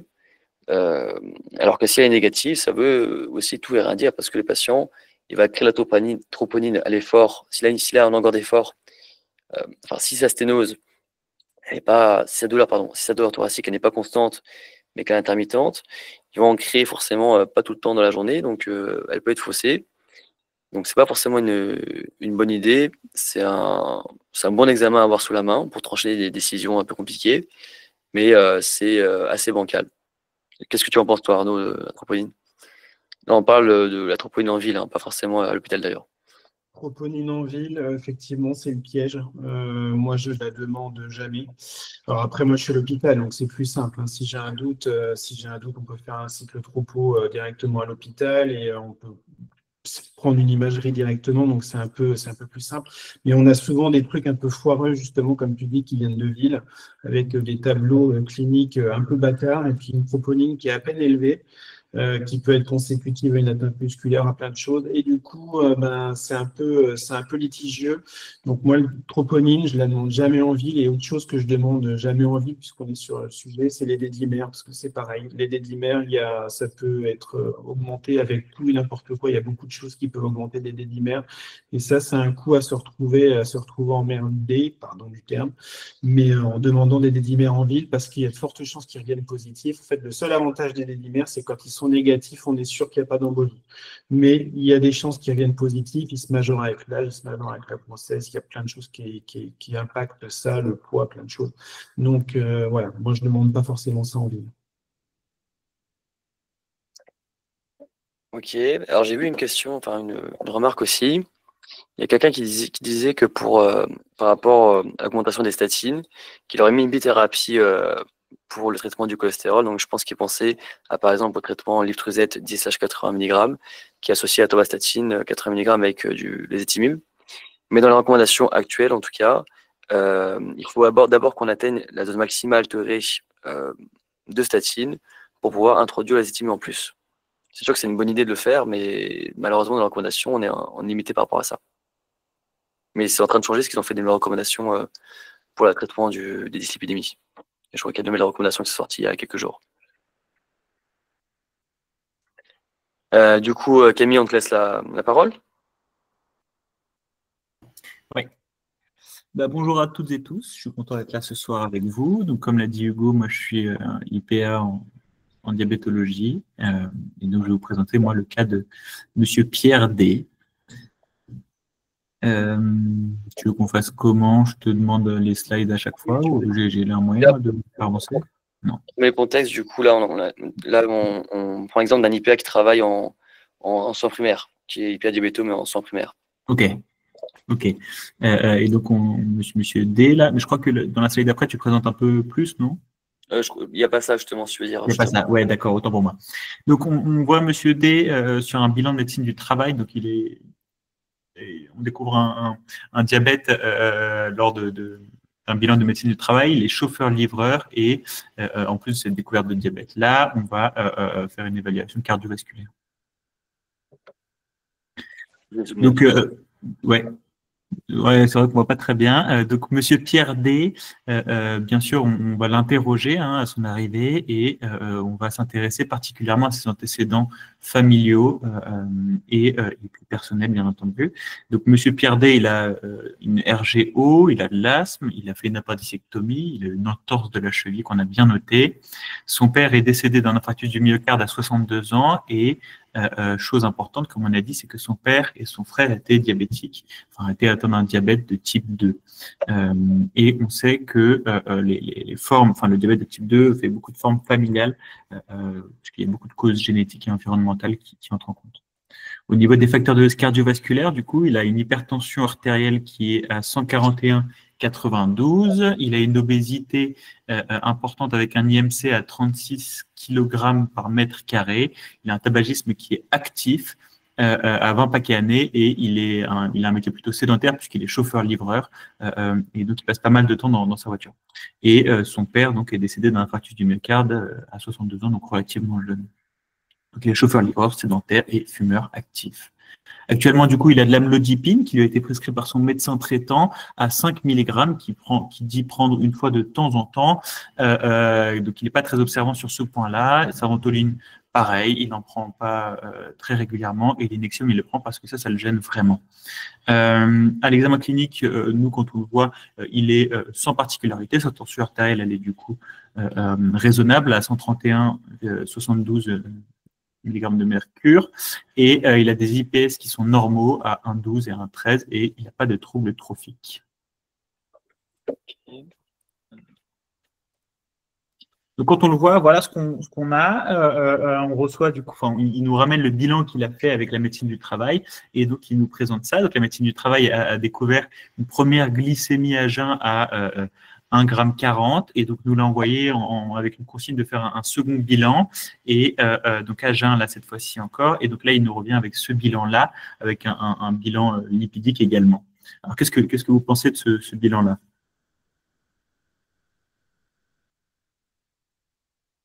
Je vois qu'il y a quelqu'un qui parle de l'acide LDL à 0,70. Le bilan n'est pas bon, ouais, ok. C'est le frère du premier patient, c'est pas improbable, ouais. La cible du diabète, la cible du diabète 6 à 6,5, ok. Ça sent le sapin. T'as dit quoi? Oui, j'ai vu, ça sent le sapin, effectivement. Syndrome métabolique, ouais, en effet, on a un syndrome métabolique là. HDL trop bas, de valeur supérieure à 1,6 g, donc diabète avéré, triglycérides trop haut, triglycérides trop élevés. Ok. Donc là, du coup, on est en effet en présence d'un patient chez qui on découvre un diabète, hein, parce qu'on l'a dit tout à l'heure, je crois qu'il y a une slide après qui remontre les critères diagnostiques du diabète, mais donc on a 2 glycémies à jeun au-dessus d'1,26 g, et l'idée, c'est donc quand on a une première glycémie qui est anormale, de refaire un bilan. Si on fait juste une glycémie capillaire, ça peut nous donner une idée, mais l'idéal, c'est quand même de faire un bilan, d'autant plus dans le diabète de type 2, où on n'est pas face à une urgence. L'hémoglobine glyquée, elle peut être diagnostic de diabète aussi si elle est supérieure à 6,5%. L'hémoglobine glyquée, pour rappel, pour ceux qui ne le savent pas, c'est un marqueur, c'est le marqueur privilégié qui montre l'équilibre du diabète et donc c'est un marqueur qui présente un équilibre du diabète sur 3 mois, c'est à peu près une moyenne sur 3 mois et donc là une hémoglobine glyquée à 6,5, c'est à peu près une glycémie qui serait en moyenne tout le temps à 140 mg par décilitre. Donc là c'est un critère diagnostique ici et donc par contre il faut qu'il soit fait par un laboratoire certifié, mais une hémoglobine glyquée ça coûte relativement cher et donc on va plutôt favoriser de faire des glycémies à jeun. Un autre critère diagnostique, ce serait de faire une HGPO, donc de prendre une charge de glucides de 75 grammes et de mesurer 2 heures après. Est-ce que 2 heures après, la glycémie du patient elle est encore trop élevée au-dessus de 2 grammes par litre? Dans ce cas-là, on va aussi attester un diagnostic de diabète. Et si le patient a des signes cliniques typiques, donc polyuropolydipsie et un amaigrissement, et qu'on lui fait une glycémie aléatoire et qu'elle est à plus de 2 grammes par litre, et ben là aussi, on peut attester qu'il y a un diabète en général. Et il y a des pièges sur l'hémoglobine glyquée. Donc, il y a quelqu'un qui fait cette remarque-là, c'est vrai. L'hémoglobine glyquée, c'est quand même la valeur de référence, mais elle a ses limites parce que en fonction de la couleur de peau, elle peut être différente. En fonction des maladies rénales, pardon, elle peut être différente. En fait, c'est une imprégnation de l'hémoglobine A qui est mesurée et donc il y a s'il y a des hémoglobinopathies, pardon, ça peut la fausser. Et donc, dans l'idée, l'hémoglobine glyquée reste le facteur de référence. Hein. On peut faire la fructosamine, mais ça a peu d'intérêt dans cette situation-là, puisque là, on est dans plutôt une glycémie à jeun. Et pareil, la fructosamine, c'est un examen qui va coûter cher, qui ne se fait pas partout et qui ne peut pas toujours être bien fait. Et donc, dans ce cas-là, on était plutôt sur l'idée du critère diagnostique de ce patient-là. Et donc, en critère diagnostique, on va plutôt favoriser les glycémies à jeun, pour des raisons de coût, des raisons de praticité. Après, pour un suivi du patient, s'il n'y a pas d'hémoglobinopathie qui ont été déclarées et qu'on ne sait pas si l'hémoglobine glyquée reste vraiment le marqueur principal, et on peut lui faire confiance. Après, parfois, on va se rendre compte qu'elle est faussée, mais on part quand même sur l'hémoglobine glyquée dans la grande majorité des cas. Ok, on avance. Donc, quel traitement est-ce qu'on va proposer du coup pour ce patient-là à ce stade-là? Donc, on a diagnostiqué un diabète et qu'est-ce qu'on va faire? Qu'est-ce que vous feriez? Alors, il y en a qui dit metformine. On voit pas mal de metformine. Analogue GLP-1, vu son IMC. RHD. Okay. Donc, on a des RHD, de la metformine, de l'analogue du GLP-1 direct aussi. Alors, du coup, tu peux nous mettre la slide d'après. Alors, en première intention, on a eu des recommandations de la HAS qui concordent un peu avec les autres sociétés savantes, donc de l'ADA aussi et l'EASD. Donc, les sociétés savantes, elles parlent d'abord de mettre des règles hygiéno-diététiques en toute première intention. On ne parle même pas de traitement. L'idée, c'est vraiment d'accompagner le patient et de proposer une prise en charge personnalisée et individuelle en fonction de ses attentes, en fonction de ce qu'il est capable de faire. Là, on a un patient qui a une hémoglobine glyquée qui est raisonnable, il n'est pas avec 10% d'hémoglobine glyquée, donc son diabète n'évolue pas non plus depuis très longtemps. Et du coup, on va plutôt lui proposer en première intention du coup des règles hygiéno-diététiques avec du coup une prise en charge nutritionnelle. Il va falloir que ce patient-là, on va étudier sa manière de manger, qu'est-ce qu'il mange, les quantités qu'il mange. Et en première intention, on va toujours aussi parler des boissons sucrées. Et justement, il va falloir essayer d'évincer cela. Donc, il va falloir parler de contenu, mais aussi de la quantité des repas. Quel poids aussi est-ce qu'on peut en attendre de ce patient-là et du comportement alimentaire. On va éventuellement aussi rechercher s'il n'y a pas des troubles du comportement alimentaire. Bien sûr, il faut adapter tout ça au niveau socio-économique et adapter notre communication au niveau de compréhension de santé du patient, donc à la littératie en santé. Ensuite, on va parler de l'activité physique. Et donc, ce patient-là, on sait qu'il est sédentaire, donc il va falloir lutter contre la sédentarité et promouvoir l'activité physique. On parle d'activité physique et pas de sport. Donc, si ce patient-là, il fait aucune activité physique, il va falloir y aller petit à petit et justement lui proposer quelque chose qui est adapté, qui va lui convenir. L'idée, c'est d'y aller petit à petit et pas de tout faire d'un coup. Il ne va pas pouvoir faire un marathon d'un coup, sinon, dans tous les cas, même s'il se met très fort au sport, il ne va pas tenir. Donc, l'idée, c'est d'y aller petit à petit et d'évaluer avec lui qu'est-ce qu'il est capable de faire pour la prochaine fois, dans tous les cas. Et donc, de proposer une éducation thérapeutique et un accompagnement. Le diabète, ça peut être quelque chose qui est culpabilisant. Aussi, il va avoir plein de remarques par les gens et qui va inquiéter qui vont l'inquiéter aussi. Et donc, il va falloir l'accompagner sur le plan psychologique et sur le plan d'éducation thérapeutique pour essayer de lui expliquer sa pathologie, pourquoi est-ce qu'il a un diabète, qu'est-ce qui se passe et comment ça marche le diabète. Bien lui expliquer toutes ces informations-là. Et quand même, le diabète, autrefois on parlait du diabète gras. Le diabète, aujourd'hui, on sait qu'il n'est pas uniquement dû au mode de vie des personnes. Il y a aussi un facteur qui est quand même génétique, et il y a quand même une destruction des cellules bêta des îlots de Langerhans, même dans le diabète de type 2. Donc, on fait un suivi biologique à 3 mois. Donc, en première intention, comme on a dit, on a diagnostiqué le diabète, là, on en est sûr, et on n'a pas d'urgence, donc on va lui proposer des règles hygiéno-diététiques. Il a des antécédents, donc on va surveiller certaines choses et on va lui proposer un bilan plus approfondi, justement, parce qu'on a dit tout à l'heure qu'il y avait des antécédents dans la famille, que le père était mort d'un infarctus du myocarde. Donc, quel bilan on peut demander dans ce contexte de découverte du diabète? Juste pour l'instant, c'est quoi le TIR? Il y a quelqu'un qui demande Le PIR? le TIR. Je sais pas ce que c'est non plus. Le TIR ou PIR? T comme time in range. Ah oui, ok. Ouais, bah là, on ne parle même pas de time in range non plus, hein, parce que donc, le time in range, c'est le temps dans la cible, et le temps dans la cible, c'est quand les patients ont un capteur de glycémie. Et en fait, l'idée, c'est que le capteur de glycémie il permet de mesurer des glycémies dans le liquide interstitiel, donc du glucose de doser le glucose interstitiel dans le liquide interstitiel, pardon. Et l'idée, c'est qu'il passe un maximum de temps dans le time in range, donc dans le temps dans la cible, et la cible, elle est située entre 70 et 180 en règle générale. Et après, pour les diabétiques de type 2, on peut parfois aller à 70, 140 et on adapte en fonction des personnes, quoi. Alors, du coup, 70%, ouais, c'est ça. L'idée, c'est de passer 70%, mais bon, c'est des objectifs qui sont… Donc, il y a pas mal de réponses. Là, il propose des échos Doppler, un rendez-vous cardio, un fond d'œil, podologue. Ouais. Alors, le cardio, si un scan tape carrément, peut-être que ce n'est pas nécessaire. Suivi ophtalmo, qu'est-ce qu'on attend du suivi ophtalmo? Un test monofilament, ok. Un fond d'œil, ouais. D'accord, on va attendre un fond d'œil, ouais. Aussi. On voit le score 2. C'est quoi le score 2? C'est quoi ce dont on a parlé juste avant. C'est un outil pour calculer le risque cardiovasculaire du patient. Ah oui, pardon. Macro cardiovasculaire. Il manquait la suite, je pensais que c'était score DE. C'est ça, en fait, on va faire un bilan global de ce patient-là. Hein, et bien sûr, il faut savoir aussi que les personnes qui ont un diabète de type 2, dans près de un quart des cas en France, hein, quand on découvre un diabète de type 2, dans près d'un quart des cas, ils ont déjà une complication. Hein.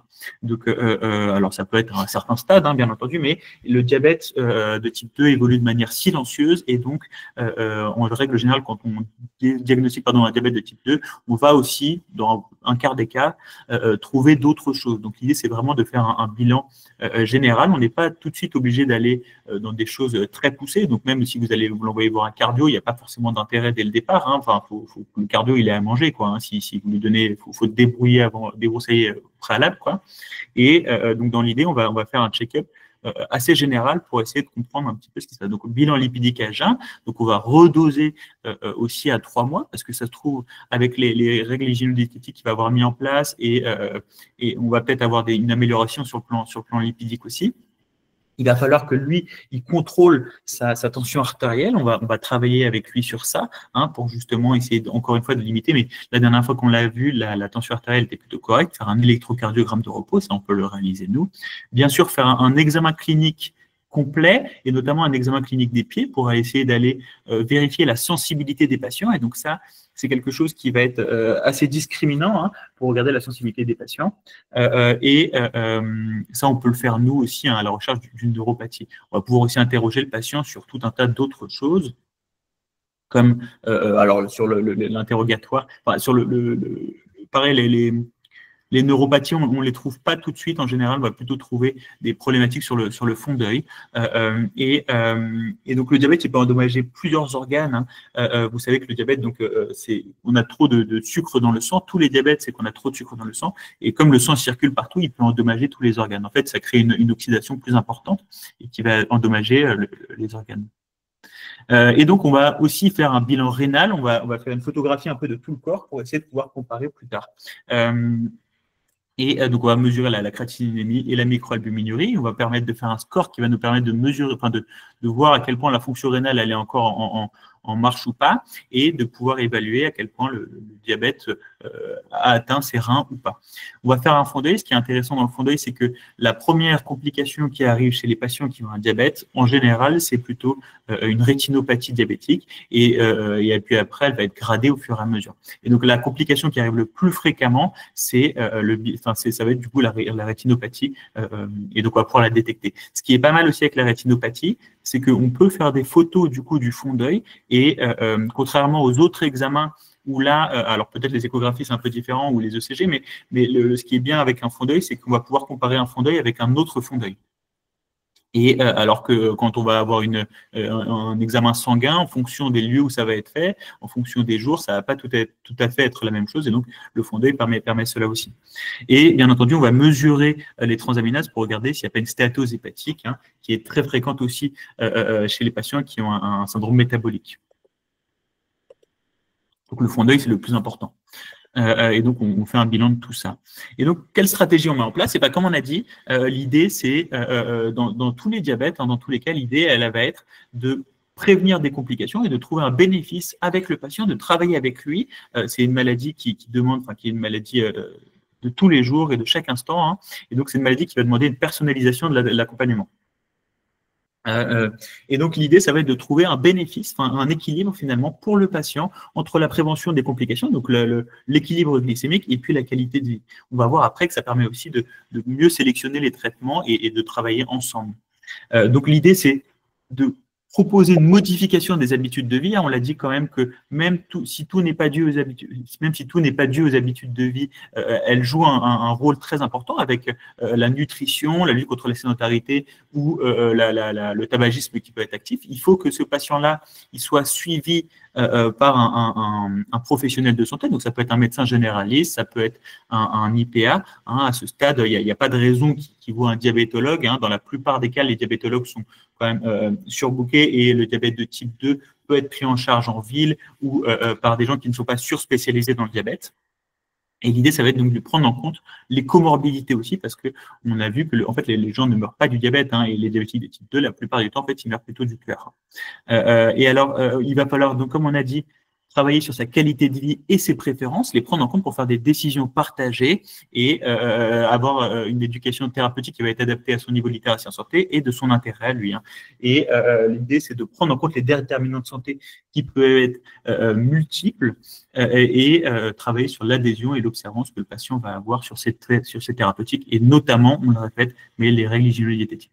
Et alors, sur les stratégies médicamenteuses, ça, c'est assez simple, en fait. Hein, la HAS, elle a décrit un arbre décisionnel, et en fait, il y a simplement à suivre cet arbre décisionnel, et donc tout en haut, hein, il y a les règles hygiéno-diététiques.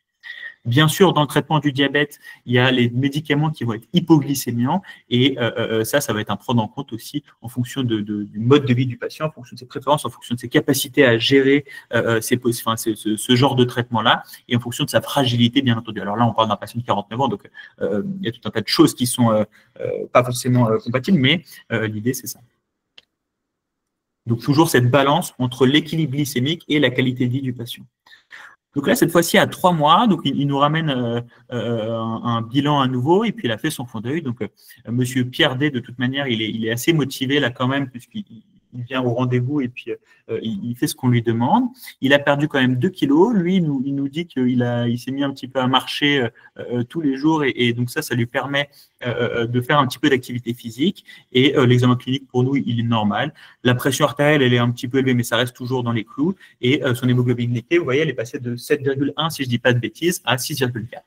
Et puis son LDL est toujours un petit peu élevé.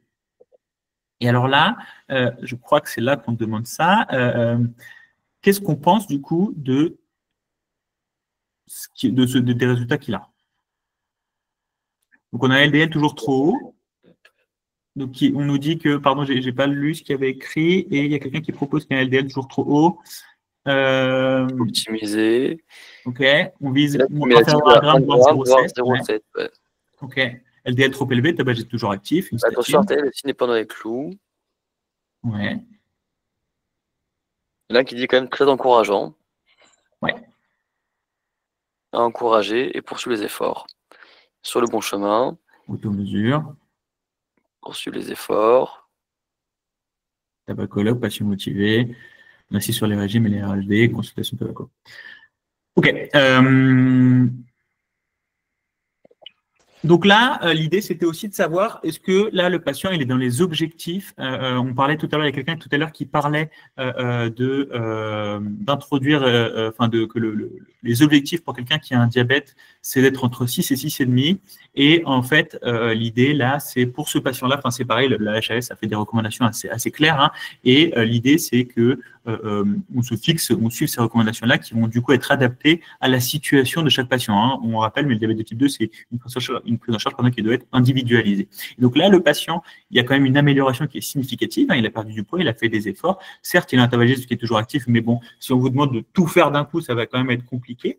Et pour revenir quand même sur la question du tabagisme, il faut savoir que chacun d'entre vous, hein, même en étant infirmier diplômé d'État simplement, on peut prescrire des substituts nicotiniques, on peut accompagner les patients. L'idée, c'est après de se former un petit peu, mais l'idée, c'est dans tous les cas d'en parler et de proposer des substituts et d'expliquer comment ça fonctionne, bien entendu, mais l'idée, c'est d'accompagner tous les patients à arrêter de fumer et pas besoin d'aller voir un addictologue ou un tabacologue. Alors après, si le patient, on a du mal à lui conseiller, ou alors si nous, on ne se sent vraiment pas en mesure de l'accompagner sur ce plan-là, pourquoi pas, mais c'est pareil, les tabacologues, ils vont être surchargés et l'idée, c'est que le patient, ça va lui faire un intervenant de plus à aller voir et déjà, il vient vous voir avec les examens, c'est pas mal non plus, quoi. Donc, on peut nous prévenir certaines choses. Donc là, ce patient-là, vous voyez, alors on va peut-être pas décrire toutes les situations, mais là, ce patient-là, vous voyez, alors vous voyez peut-être pas mon curseur à moi, mais il va se situer plutôt dans la deuxième case, hein. Donc, dans la plupart des cas, les patients qui ont un diabète de type 2, ils vont se situer avec une hémoglobine glyquée qui doit être inférieure à 7%. Et là, sur ce patient-là qui est jeune, qui n'a pas d'antécédent cardiovasculaire, qui est actif et qui fait des efforts, on peut avoir un objectif qui est strict, hein, donc inférieur à 6,5% d'hémoglobine glyquée. Et on voit qu'après, en fonction des autres comorbidité, si le patient il a eu des antécédents cardiovasculaires, en fonction de son âge, en fonction de ses possibilités, on va avoir des critères qui vont être un peu plus souples parce qu'on sait aussi que plus on va stresser les personnes, plus on va leur donner des traitements et plus ça peut avoir un impact aussi. Et puis, il ne faut pas non plus négliger l'impact des traitements hypoglycémiants sur le risque cardiovasculaire.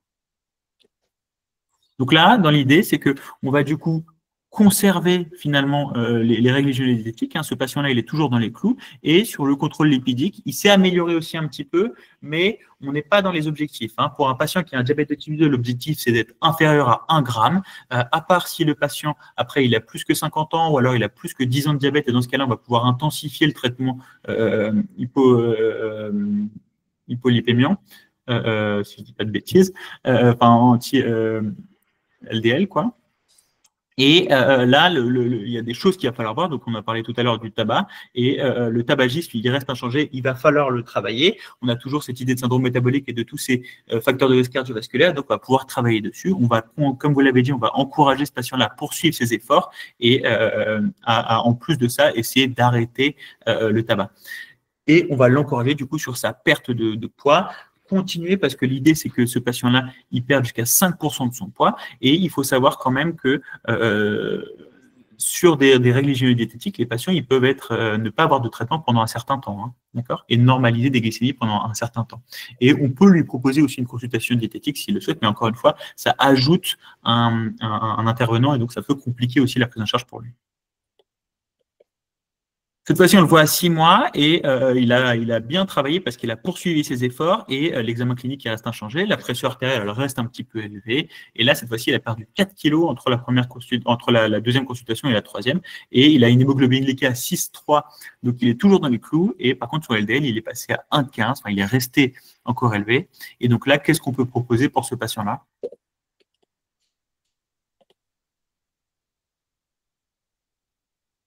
Statine. Ouais.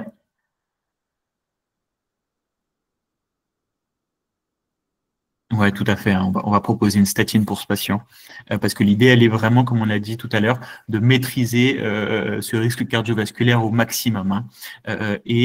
Donc l'idée, ça va être, donc c'est ce qu'on disait tout à l'heure, hein, un patient qui a un faible risque cardiovasculaire, on va avoir des objectifs qui vont être en dessous de 1,16. Un patient qui a un risque modéré, il va être en dessous de 1 gramme. Et donc là, le patient, il est à ce risque modéré parce qu'il a moins de 10 ans de diabète et il a moins de 50 ans, mais il a un risque cardiovasculaire qui est quand même présent. Et après, petit à petit, on va peut-être intensifier ça, hein. Bon, il a 49 ans, donc peut-être que rapidement, on va devoir intensifier cet objectif-là. Mais en plus de tout ça, il a des antécédents familiaux, hein. Alors, traitement médicamenteux HTA, il est on pourrait là, ça pourrait se discuter de faire une automesure, mais là, il était encore à peu près dans les clous, il a un traitement, et donc on peut attendre un petit peu là. faut Tout à travailler fait. sur l'alimentation. Donc là, on introduit une statine et,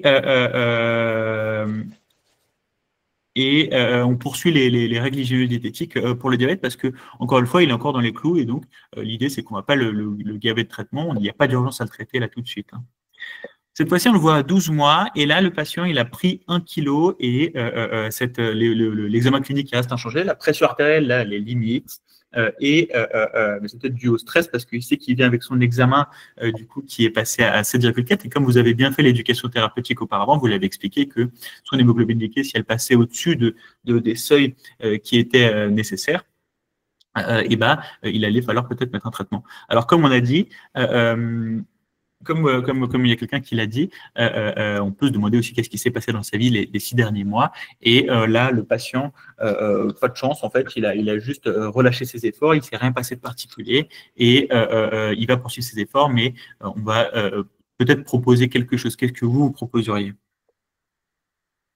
La metformine. Juste, il y Ouais. a Valérie, j'imagine, qui demande à quelle dose on mettrait des statines. Je pense que là, on pourrait commencer avec une petite dose, hein, la statine 10 mg ou Crestor 5 mg. Parce que en réalité, les statines, pour doubler l'effet de la statine, il faut doubler la dose. C'est pour ça que les statines, par exemple, pour la torvastatine, on a 10, 20, 40, 80 mg. À chaque fois, c'est des multiples de 2, parce que pour doubler l'efficacité, à chaque fois, il faut doubler les doses. Donc, si on met 10 mg, c'est presque aussi efficace que si on mettait 40 mg chez un patient qui était déjà sous statine.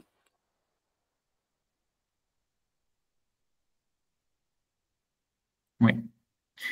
Donc là, j'ai vu plein de metformine, j'ai vu ETP, j'ai vu HDJ. Alors là, on peut introduire la metformine quand même. Ce patient-là, il a 50 ans maintenant, ça fait 1 an. On est passé à 7,2. Il y a quelqu'un qui propose des analogues. En fait, les analogues, on ne va pas les proposer tout de suite, hein. On va voir après dans quelles conditions est-ce qu'on peut les proposer. Mais le traitement donc de première intention, c'est les règles hygiéno-diététiques. Et après, en seconde intention, on va mettre la metformine. Pourquoi la metformine? Eh bien, parce que la metformine, elle a un effet sur l'équilibre glycémique qui est très très important, qui est prouvé et elle permet aussi une diminution de la mortalité cardiovasculaire très importante. Et en plus de tout ça, hein, la metformine, c'est un médicament qui coûte très peu cher et qui est globalement bien toléré. Alors, il y a plein d'effets secondaires qu'on va devoir surveiller chez ce patient-là, mais il va falloir bien l'éduquer aussi. Comment est-ce qu'on va prendre la metformine et puis après augmenter les doses progressivement pour obtenir la dose thérapeutique souhaitée. Mais surtout, on peut maintenant le prescrire. Comment? On peut surtout maintenant le prescrire en tant que. Et puis surtout maintenant, il y avait quelqu'un tout à l'heure qui parlait aussi d'un HDJ, mais si on est en ville, il n'y a pas besoin tout de suite de faire un HDJ, hein. Après, on peut bien sûr travailler en groupe. Et puis, si on a la chance d'avoir un HDJ qui peut accepter un patient juste chez qui on vient de découvrir un diabète de type 2, là, c'est super, hein. On peut lui proposer un HDJ, bien sûr, mais ce n'est pas tous les hôpitaux qui peuvent se permettre. Moi, j'ai vu une remarque de Mélie qui dit qu'on ne peut pas prescrire de statine en tant qu'IPA, mais si justement avec le décret qu'on a sous les yeux là, qui concerne le diabète, on a isolé les lignes qui parlent du diabète, et même en tant qu'IPA-PCS, on peut prescrire tous les médicaments qui sont associés à la prise en charge des patients de notre mention. Donc les statines rentrent bien sûr dans le champ des traitements qui sont possiblement prescrits, qu'on peut prescrire en tout cas. Ouais. Et donc là, chez ce patient-là, on va proposer du coup de la metformine à la dose minimale, hein, à 500 mg 2 fois par jour, et on va lui dire du coup de prendre pour une efficacité thérapeutique optimale. Il va prendre un cachet le matin et puis au dîner. L'idée, c'est de prendre la metformine au moment des repas, hein, au milieu du repas, parce que justement l'effet secondaire principal, ça va être des effets digestifs. Il peut avoir des diarrhées ou des maux de ventre, hein. Et juste donc, par rapport à l'arrêté du coup de 25 avril du coup qu'on a eu cette année, qui nous permet de primo-prescrire, on ne peut pas poser de diagnostic, mais on peut prescrire le traitement. On peut faire une prescription pour 3 mois par exemple, c'est ce qui est un petit peu le cas généralement pour le diabète. Mais par rapport à la dernière ligne qui est marquée en dessous, les prescriptions listées ci-dessus ne peuvent pas être renouvelées sans constatation médicale. Il faut que le patient ait vu un généraliste ou un diabétologue entre-temps pour confirmer le diagnostic de diabète et renouveler la prescription. C'est le petit point de vigilance qu'il y a à avoir avec le nouveau décret. Oui. Donc, ouais, c'est ça que je racontais, je ne sais plus. Donc l'idée, ça va être, une fois qu'on a introduit la metformine chez ce patient-là, on va bien l'éduquer aussi, on va lui expliquer de comment ça se passe et de comment le prendre idéalement. Donc comme on a dit, au milieu des repas pour éviter les effets secondaires. Alors avec la metformine, les acidoses lactiques, elles sont quand même excessivement rares, donc le risque il est assez faible, mais c'est vrai que c'est des choses qui peuvent arriver. Donc l'antidiabétique de première ligne, comme on a dit, c'est la metformine et donc les bigamides. Donc on commence toujours avec 500 mg 2 fois par jour parce que l'idée c'est de voir comment il le supporte, comment il le tolère. Et après on va pouvoir augmenter petit à petit. Et alors là il y a plusieurs méthodes parce que peut-être que quand on va le voir avec 500 mg 2 fois par jour, peut-être quand on le revoit la fois d'après, en ayant intensifié les RHD, peut-être que ce patient-là, il va être dans les objectifs. Donc, il n'y aura peut-être pas de nécessité d'augmenter tout de suite. On va garder des cartouches. On a 3 posologies, enfin 4 posologies en réalité. On a la metformine à 500, la metformine à 850 et la metformine à 1000. Et puis le stagide qui est à 700 et qui, lui, en général, est mieux toléré. Et donc, ouais. Parce que moi, juste par rapport au chat, on me dit qu'en fait, il faut juste une constatation médicale avec le médecin et pas forcément une constatation. Mais dans tous les cas, je pense qu'il faut qu'il y ait un tracé quelque part ou un écrit. En tout cas, couvrez-vous par rapport à ça. Ne marquez pas dans le compte-rendu que vous avez vu avec le médecin, parce que je ne suis pas sûr que ça peut faire foi, en tout cas, devant un tribunal. Le mieux serait l'expertise à ce moment-là, s'il n'y a pas de constatation. Oui, il faut qu'il y ait une validation derrière d'un médecin. C'est notre limite. Et donc la posologie, elle est à 2 mg, enfin 2 grammes par jour, donc toujours matin et soir. On peut monter jusqu'à 3 grammes, mais il n'y a pas de preuve d'efficacité plus importante à 3 grammes qu'à 2 grammes. Donc en réalité, il n'y a pas forcément d'intérêt. Par contre, ce qui peut être intéressant, par exemple, c'est d'intensifier le patient. Enfin, on peut éventuellement mettre 3 fois par jour ou se débrouiller un peu autrement avec des 850. Mais l'idée, c'est 2 fois par jour, c'est suffisant parce qu'il n'y a pas de plus-value à mettre 3 fois par jour.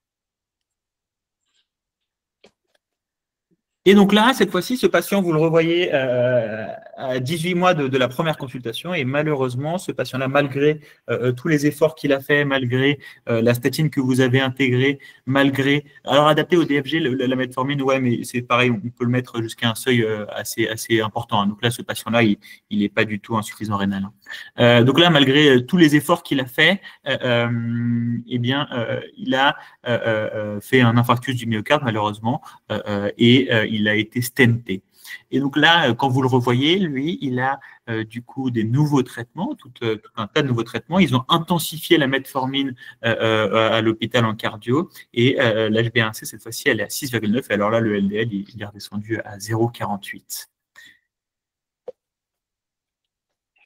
Alors, qu'est-ce qu'on fait du coup maintenant pour ce patient-là, il revient vous voir, c'est pour le suivi habituel du diabète.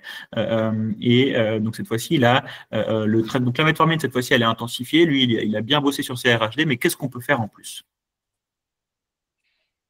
Est-ce qu'on propose quelque chose en plus? Le cholestérol dans la cible, remarque DLP. Il y en a qui proposent la GLP1. Ok, donc là, malgré le…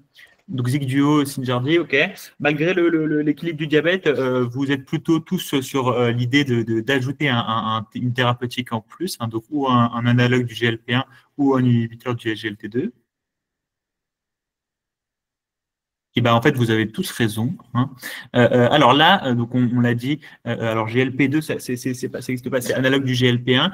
Et donc là, ce patient-là, il a des objectifs qui sont du coup inférieurs à 8%. Il a eu des antécédents cardiovasculaires et donc là, on a comme on a dit tout à l'heure, en fait, les hypoglycémies, elles peuvent avoir une répercussion sur le risque cardiovasculaire. Et donc l'idée, c'est de pas non plus avoir un range très serré. D'accord. En plus de ça, quand on a eu des antécédents cardiovasculaires, on a une espérance de vie qui n'est pas non plus interminable. Et donc, l'idée, elle va être justement de trouver un juste équilibre.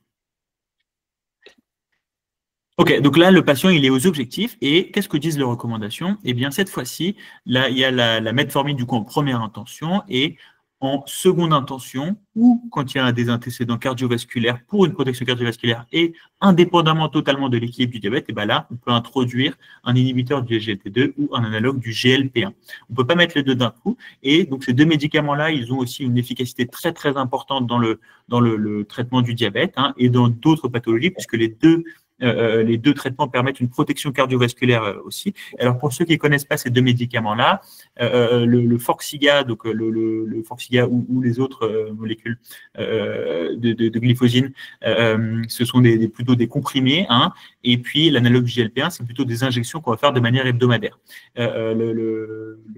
Les inhibiteurs du SGLT2, ils ont un avantage supplémentaire, c'est qu'ils offrent aussi une protection sur le plan rénal. Et les analogues du GLP-1, ils ont un autre avantage, c'est qu'ils permettent une perte de poids. Et alors là, du coup, qu'est-ce qu'on va proposer à ce patient-là?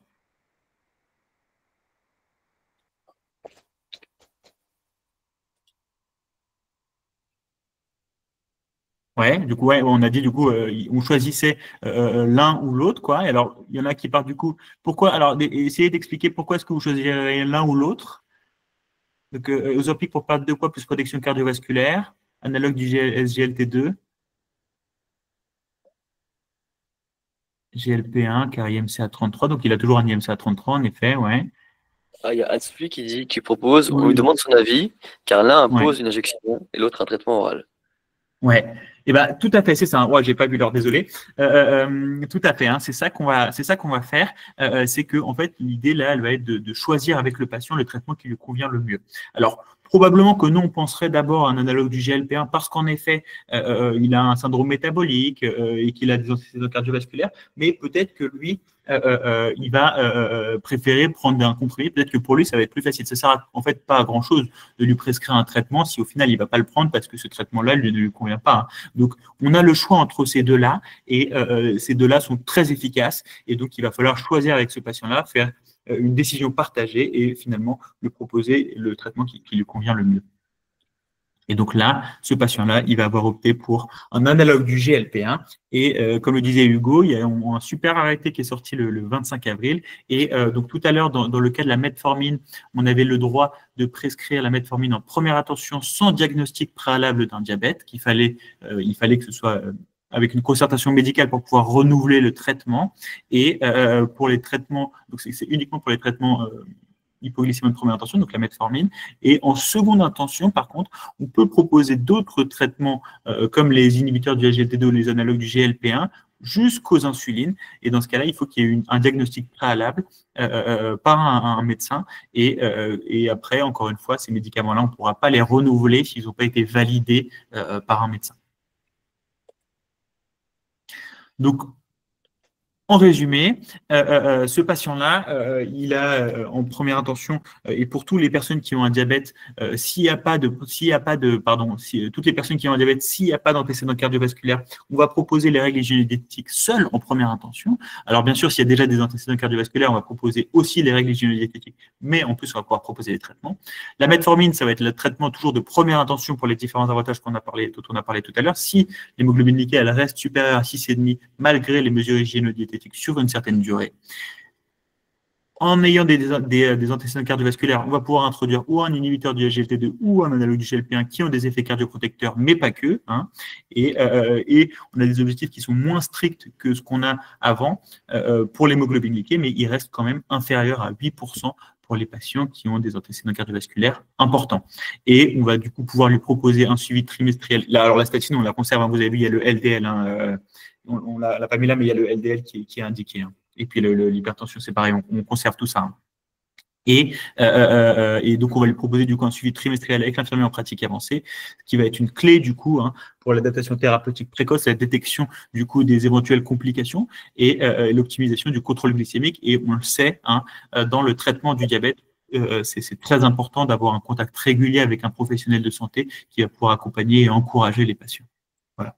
Donc, je ne sais pas ce que tu as écrit en dessous. Ok. Bon, je vous remercie pour votre écoute. Après, on passe sur le dernier cas clinique qui est un peu plus court, le dernier. Est-ce que vous avez des questions par rapport à ce cas ou des questions à poser à Camille?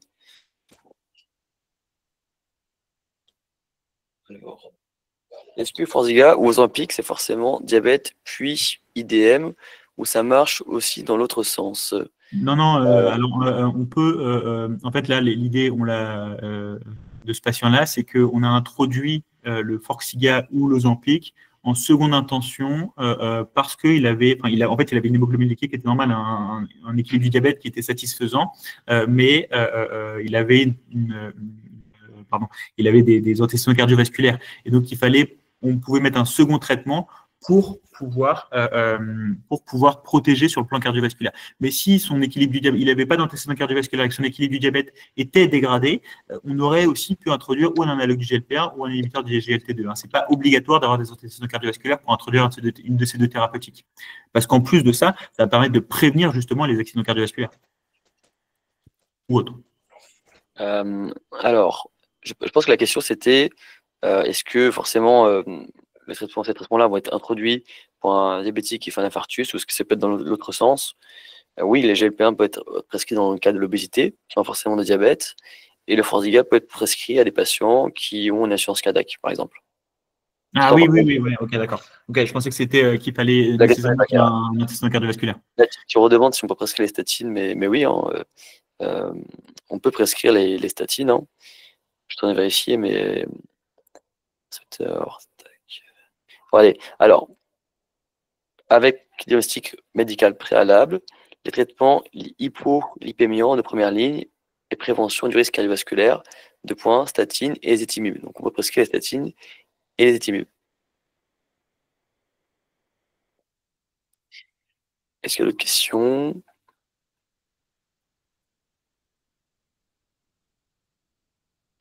C'est seulement pour une insuffisance cardiaque FEG altérée où on peut prescrire si l'insuffisance cardiaque est préservée. Alors, il y en a, oui, on peut prescrire autant. D'ailleurs, c'est une des seules thérapeutiques, les GT2, le Forxiga, qu'on peut donner aux patients qui font de l'insuffisance cardiaque FEG préservée. Ça marche autant pour la préserver que pour l'altérer. Jardiance ou Forxiga, c'est pareil. Ok, on passe au dernier cas. Arnaud? Donc, je vais vous présenter le dernier cas. Je vais essayer de faire simple et de ne pas trop vous perdre dans cette fin de soirée. On va partir sur de la rythmo. Donc, je vais vous présenter le cas d'un patient de 42 ans. Alors, il faut s'imaginer, voilà, pareil, dans la maison de santé pluriprofessionnelle. Donc, voilà un patient qu'on ne connaît pas, que vous voyez pour la première fois et qui consulte pour un bilan ponctuel pour des malaises. En fait, on vous l'envoie parce que le rendez-vous avec le cardiologue est un petit peu éloigné et du coup, là, le médecin avec qui vous travaillez voudrait faire un premier point, faire un premier bilan sur ce patient qui vient vous voir.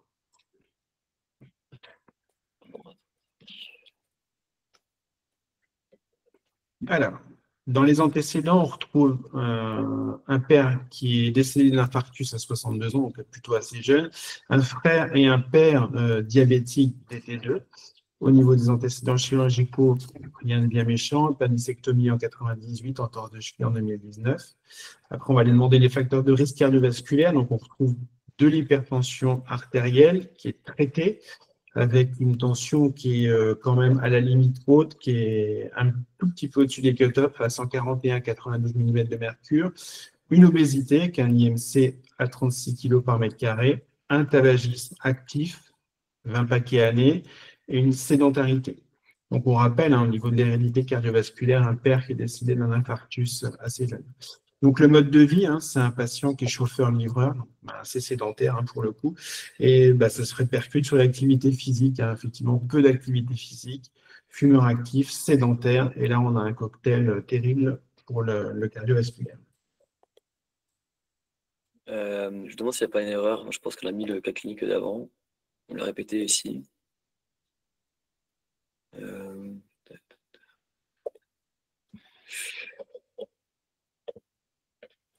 Ok, pour continuer, c'est pas grave. Du coup, c'est un patient qui est traité par amlodipine, 5 mg une fois par jour. L'examen initial est sans particularité. Vous constatez une tension à 131,72, ce qui est plutôt mieux. Les IPS sont plutôt normaux, à 1,12 et à droite et 1,13 à gauche, et on ne retrouve pas de trouble trophique.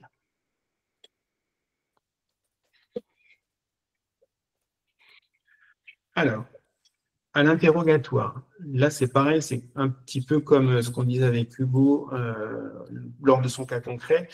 L'interrogatoire il va être important. Donc, là, le patient il rapporte une asthénie, des palpitations constantes à type de raté avec des vertiges, une dyspnée d'effort et quelques épisodes de malaise depuis 2 semaines. Et ça, c'est nouveau pour le coup.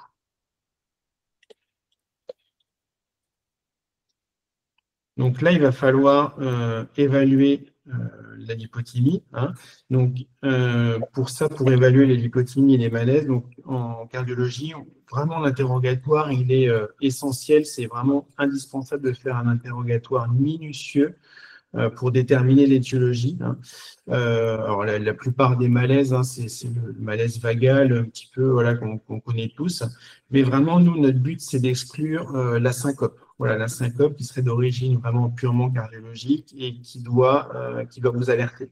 Donc, la syncope, c'est quoi? C'est une perte de connaissance brutale et transitoire qui est souvent résolutive.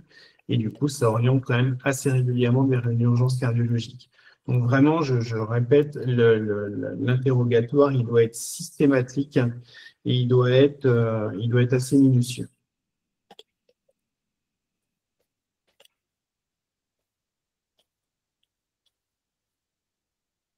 Donc, comment on va conduire l'interrogatoire? On va déjà chercher à établir la fréquence de l'épisode. Est-ce que c'est un événement isolé ou récurrent? Est-ce qu'il y a une perte de connaissance? Là aussi, c'est très important parce que du coup, ça ne va pas orienter sur les mêmes étiologies. Est-ce qu'il y a un trauma facial? Alors ça, c'est pareil, on peut se dire bah, quel est le lien? En fait, les traumas faciales, c'est souvent le patient n'a pas eu le temps de mettre les mains en réflexe de protection et du coup, c'est plutôt quelque chose qui va traduire une perte de connaissance. Donc ça, voilà, c'est vraiment typiquement la syncope soudaine avec le patient qui n'a pas le temps de se rattraper. Est-ce qu'il y a eu des prodromes ou des signes annonciateurs? Là aussi, c'est pareil, hein, parce que du coup, si on retrouve voilà, le tableau avec des vertiges, des sueurs, des nausées, voilà, une vision floue, des bourdonnements, on va plutôt s'orienter sur quelque chose de vagal. Est-ce qu'il y a des symptômes associés? Une douleur thoracique, des palpitations, une dyspnée ou neurologique, une hémiparésie, une hémiplégie, une dysarthrie, des tremblements. Est-ce qu'il y a un facteur déclenchant? Là aussi, hein, on peut retrouver des malaises qui interviennent à l'effort, qu'à l'effort, au repos, les deux. Donc là, c'est pareil, c'est intéressant de bien identifier le mécanisme parce que du coup, ça va pas orienter vers les mêmes choses. Donc, est-ce que ça s'est produit au repos? Est-ce que ça a été lors d'un effort? Ou est-ce que c'est en période de chaleur? Vraiment, ça va être important de bien contextualiser. La récupération, est-ce qu'elle a été spontanée? Est-ce qu'elle a été courte? Est-ce qu'elle a été longue? Est-ce qu'il y a des signes associés de perte de connaissance, comme une perte d'urine, une morsure de langue qui là orienterait plutôt vers une crise convulsive? Un changement récent de traitement aussi, est-ce que le patient a récemment changé son traitement, notamment tout ce qui est antihypertenseur et bêta-bloquant? Donc ça, voilà, vraiment, n'hésitez pas à bétonner votre interrogatoire et vraiment à poser toutes ces questions pour aller chercher à en savoir le plus possible.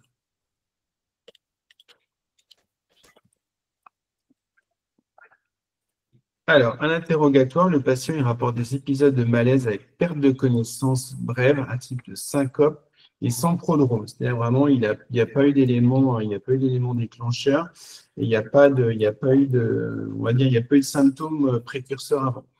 Donc, survenu de façon soudaine, alors qu'il se levait de sa chaise, il s'est cogné à 2 reprises au niveau du visage. Donc là, c'est pareil, hein, ça oriente tout de suite vers quelque chose de soudain avec une perte de connaissance puisqu'il n'y a pas eu de protection. Les vertiges et malaises ont débuté il y a 4 semaines, peu de temps après la visite auprès du médecin traitant. Juste, effectivement, quand vous avez marqué sur le chat, il y a une erreur sur le cas clinique. Sur la présentation du patient, on a repris la même que, sans faire exprès, que le cas clinique de diabétologie. Mais en gros, pour résumer, M. Dupont, c'est un patient qui n'a pas d'antécédent et qui est sous Cosimprel pour de l'hypertension artérielle. Cosimprel qui est un mélange de d'IEC et de bêta-bloquant. Alors, l'examen clinique, ouais, les bruits du cœur sont réguliers, sans souffle, il n'y a pas de signe d'insuffisance cardiaque, et vous relevez une tension donc à 102,52 mm de mercure et un pouls à 43. Donc là, déjà, il y a des éléments qui sont intéressants là-dessus. C'est qu'on a des bruits du cœur qui sont irréguliers et un pouls qui est plutôt lent. Donc là, ça doit vous conduire à faire tout de suite un électrocardiogramme pour aller voir en détail ce qui se passe. Donc voici l'électrocardiogramme. Je vous laisse dans le chat un petit peu nous donner vos conclusions.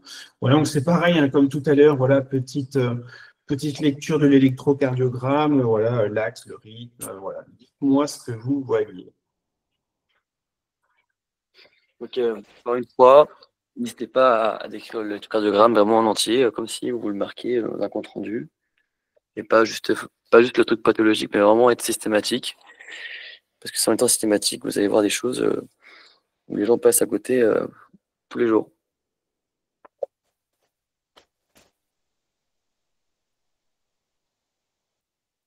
Alors, on voit du sinusal, du non-sinusal, axe normal, on nous pose la question de l'AFA. PR supérieur à 200 millisecondes, ça c'est très intéressant. Pas de FA 40P. Non-sinusal irrégulier, PR supérieur. Donc P bloqué, QRS fin, P bloqué, intéressant. Hypercalémie, quelqu'un dit. On va corriger pour avancer. Du coup, Arnaud. Alors, effectivement, j'ai vu passer dans la description BAV2, bien vu, effectivement. Il s'agit d'un bloc auriculo-ventriculaire. Alors là, on a souligné un petit peu les différents espaces PR. Alors, vous regardez, le premier qui est souligné, il est relativement normal, il n'est pas spécialement élargi. Et si vous prenez le deuxième, le temps, l'intervalle commence à être un petit peu plus élevé. Et puis, sur le troisième, c'est encore un peu plus élevé. Ça s'espace encore un petit peu plus au niveau du quatrième. Et enfin, entouré, on trouve carrément une onde P bloquée. Et ça, vraiment, c'est typique du BAV2. Alors, on va reprendre hein, justement pour ceux qui ne sont pas trop à l'aise, on va reprendre les différents types de BAV. Donc voilà le petit schéma que vous devez garder en tête, qui est très bien fait et qui va vous expliquer les BAV. Donc le BAV1, hein, c'est un PR qui est constant et qui est supérieur ou égal à 200 millisecondes. Donc vraiment sur le premier tracé, on voit bien une onde P suivie d'un QRS. Chaque QRS est précédé d'une onde P, mais avec un espacement entre l'onde P et le QRS. Il est stable, il est régulier. Ensuite, on va arriver dans le BAV2. Donc là, on a deux types de bloc auriculo-ventriculaire 2. Donc, on a le BAV de type 1, le MOBITS 1, qu'on vient de voir, hein, donc avec un espace PR qui va progressivement s'allonger jusqu'à avoir une onde P bloquée, c'est ce qu'on voit en rouge, avec un espace qui est un petit peu plus long.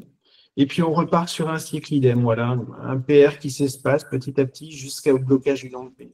Et ça va venir s'enchaîner comme ça. On a le BAV2, MOBITS 2, qui est un tout petit peu différent, parce que lui, il n'y a pas d'allongement de l'espace PR au préalable. Là, on voit que pareil, l'espace PR, il est assez constant, il est de même longueur, de même durée, mais par contre, on va avoir une onde P bloquée de temps à autre. Donc là, c'est vraiment un schéma qui est un tout petit peu différent. Et puis enfin, on va avoir le BAV3 qui est le plus ennuyeux, le plus mauvais des BAV. Donc avec vraiment une dissociation de l'activité électrique auriculaire et ventriculaire. C'est-à-dire qu'on va avoir des ondes P qui ne correspondent absolument plus, qui ne vont plus forcément être suivies de QRS. Et les QRS vont être assez réguliers parce qu'ils vont être issus de ce qu'on appelle d'un rythme d'échappement. C'est-à-dire qu'au niveau du cœur, il y a plusieurs pacemakers et le dernier pacemaker de secours, il est au niveau ventriculaire et c'est celui qui va produire le rythme d'échappement, qui va faire en sorte que le cœur se contracte quand même à un rythme qui est plus lent, mais voilà, ça va assurer la survie, en tout cas pendant quelques temps, et maintenant dans la médecine moderne, en attendant que le patient soit appareillé. Ok, et une petite remarque, le BAV1, c'est rarement grave, à part si le patient est symptomatique. Le BAV2 MOBITS 1, il est moins grave que le MOBITS 2, parce qu'il prévient, c'est-à-dire qu'il prévient qu'il va bloquer, il s'allonge, donc il est d'une manière générale bénin tant que le patient est asymptomatique. Par contre, le BAV2, MOBITS 2 et le BAV3 en rythmologie, c'est souvent une indication formelle à des pacemakers parce que c'est très mal toléré et les patients sont souvent asymptomatiques. Là, on a une petite animation qui, pour comprendre un petit peu comment ça marche le BAV. Vous savez bien du coup le temps qui met du coup l'électricité entre le nœud auriculoventriculaire et le nœud sinusal. On voit qu'il met de plus en plus de temps et puis il bloque à un moment donné. C'est ça le BAV2, mobilité 1.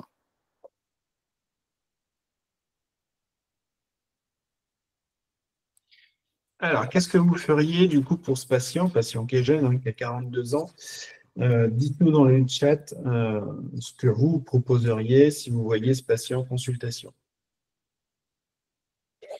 On rappelle un patient sans vraiment sans antécédents particuliers, à part une hypertension artérielle et qui est sous Cozaprel, qui a vu son généraliste il y a un mois et qui rapporte des malaises itératifs depuis quelques semaines. Alors, il y en a qui disent Holter ECG, voir un rythmologue, adressage cardio, arrêt du Cozaprel, arrêt bêta-bloquant et avis cardio, Holter implantable. Alors, je suis pas sûr qu'il faut un Holter implantable, mais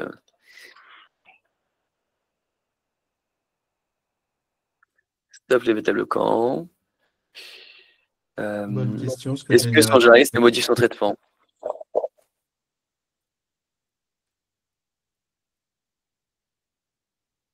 Donc ça, vous n'avez pas l'histoire, parce que du coup, on s'est trompé de diapo, mais il a vu on sait dans l'histoire qu'il a vu son généraliste il y a un mois. On n'a pas mis plus de détails, mais ça vous met la puce à l'oreille, effectivement. Est-ce qu'il prend des toxiques? Non. Bonne question aussi. Diminuer les bêta-bloquants, on ne va pas les arrêter d'un coup. Et pourquoi, Mathilde?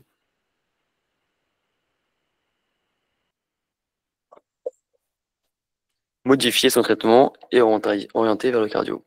Ok, on va avancer, Arnaud. Hop.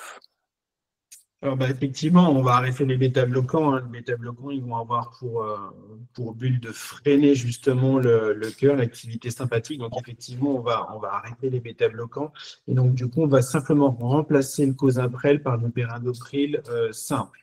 Là aussi, hein, c'est pareil, c'est toujours adapté à la tension. C'est-à-dire que si le patient il a des pressions artérielles qui sont basses et qui sont mal tolérées, voilà, pareil, n'hésitez pas à l'adapter. Mais voilà, dans ce cas de figure-là, surtout, en première intention, on arrête les bêta-bloquants pour essayer de limiter le inflammatoire.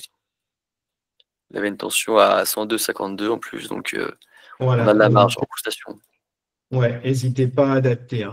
Donc, effectivement, on va demander un Holter ECG dans la semaine, 2000 vies du bisoprolol qui est assez longue, hein, donc il faut déjà quelques jours pour l'éliminer. On peut demander un bilan étiologique pour avancer un petit peu la consultation, donc notamment avec TSH et ionogramme, qui sont deux bons pourvoyeurs d'arythmie. On peut demander une ETT et une automesure dans la semaine, et surtout, on va orienter le cardiologue avec les résultats. Mais c'est pareil, c'est toujours pareil, ça va être dépendant de la symptomatologie du patient. C'est-à-dire que vraiment, si c'est mal toléré, n'hésitez pas à envoyer directement vers le patient, vers le cardiologue, à prendre avis auprès du cardiologue. Après, si le pouls n'est pas trop lent, que c'est plutôt bien supporté, que les malaises ne sont pas forcément revenus, qu'il n'y a pas de malaise. Il faut avoir des patients aussi qui n'ont pas de malaise, qui vont plutôt être gênés à l'effort, qui vont avoir des dyspnées. Donc voilà, là, on a peut-être un petit peu plus le temps. Après, quand il commence à y avoir des syncopes, traînez pas trop, n'hésitez pas à orienter vers le cardiologue. Ok, super. Donc c'est la fin du cas clinique. Est-ce que vous avez des questions sur ce cas clinique avant qu'on conclue? Laurence qui demande si on recherche une ischémie au vu de terrain et de l'hérédité. Bon, en fait, là, comme j'expliquais, c'était pas bon, c'est pas bonne présentation, une bonne diapo qu'on a présenté, mais le patient était sans antécédent et sans facteur de risque cardiovasculaire, à part une hypertension artérielle. Mais effectivement, il va y avoir un cardiologue et logiquement, il va lui faire un bilan un peu général. Mais juste pour contrebalancer là-dessus, s'il avait eu pas de pathologie particulière, mais ces antécédents-là, effectivement, on aurait pu demander à aller faire le test. Et pour rebondir au premier cas clinique, là, vu qu'il n'y a pas forcément d'argument en faveur d'une ischémie, on peut demander des choses plus simples comme un coroscanner avant de l'envoyer directement faire une coronarographie, par exemple. Ok, bon, on va conclure. Du coup, l'idée de ce webinaire, c'était de vous montrer un petit peu, en illustrant par des cas cliniques, que du coup, prendre en charge un patient à partir du moment qu'il rentre dans votre bureau et qu'il sort de votre salle de consultation, ça demande du coup de mobiliser beaucoup de compétences et beaucoup de choses transversales. Il faut avoir des connaissances autant sur les facteurs de risque cardiovasculaire, sur les antécédents médicaux, les pathologies, les examens qu'on peut demander, les traitements. Et c'est pour ça qu'on a créé ces masterclass assez complètes qu'on propose sur Orchidea. Malheureusement, on a une mauvaise nouvelle, c'est que la cardio est complète. Elle est complète depuis une semaine déjà, la masterclass cardio. Mais il nous reste 10 places en masterclass diabéto, si ça vous intéresse. Ces masterclass, du coup, c'est créé par 5 formateurs hyper expérimentés. Et on a 2 médecins spécialistes qui relisent nos diapos et nous conseillent. Donc, comme vous le disiez, il y a masterclass hypercardio, il y a 20 sessions sur 6 mois. C'est complet malheureusement, mais il y aura un nouveau cycle qui va démarrer en 2026. Et la masterclass hyperdiabéto, il nous reste 10 places, c'est 8 sessions sur 3 mois. C'est animé par Camille qui était là aujourd'hui et Karen, qui est aussi très bien, que vous verrez en live. L'idée, c'est vraiment un peu comme ce webinaire aujourd'hui. C'est 60% de l'apport théorique, mais aussi vous laissez un petit peu la parole avec des cas cliniques et des quiz. Donc 40% de pratique à peu près sur la masterclass. Et aussi des outils de révision qu'on a pu créer. Donc une fiche de synthèse qui vient à chaque module. Un quiz qui est envoyé pour activer la mémoire quelques jours après. Il y a aussi un podcast audio généré par IA qui est super bluffant, franchement. Je ne sais pas si vous avez écouté celui sur l'hypertension artérielle sur le site, mais c'est vraiment bien fait. Ça permet vraiment de réviser rapidement des notions, que ce soit à la maison tranquillement ou dans les transports. Et puis, on fait aussi une veille scientifique, c'est-à-dire que dans le groupe WhatsApp, on envoie toutes les semaines 3 articles, soit sur la cardio, soit sur la diabéto, soit la masterclass de notre choix, qui font état d'études qu'on a trouvées intéressantes sur les dernières semaines. Voilà, pour accéder en tout cas au site ou vous inscrire pour la diabéto, ou en tout cas rester en contact pour les prochaines inscriptions pour la cardio, il y a un formulaire de contact. Vous pouvez soit scanner le QR code, soit aller directement sur orchidea.care et vous trouvez notre site internet avec toutes les informations. Et on vous remercie en tout cas d'avoir été si nombreux à participer à notre live. Désolé pour la petite coquille sur le diapo de Arnaud, mais en tout cas, voilà, on travaille un maximum pour que le masterclass soit à la hauteur de vos attentes. Je ne sais pas si tu vas dire un mot, Camille ou Arnaud. Juste pour conclure, merci, merci pour les commentaires, parce que je vois du coup les commentaires voilà, avec des retours qui sont très positifs. Donc, merci. Juste pour rebondir aussi, oui, les masterclass, elles sont ouvertes à toutes les mentions, notamment pour la diabéto, parce que c'est quelque chose quand même de très transversal que vous êtes amené à retrouver dans pas mal de choses. Donc, n'hésitez pas. Il y a des gens qui lèvent la main, Hugo. Je ne sais pas si comment tu fais pour les gens qui lèvent la main. Je n'ai pas compris, excuse-moi. Il y a des gens qui ont levé la main. C'est pas adapté à la pédiatrie, mais après, on peut ajouter des trucs pour la pédiatrie. Hein. Sur le diabète, sur le type 1, on en parlera un peu, ouais.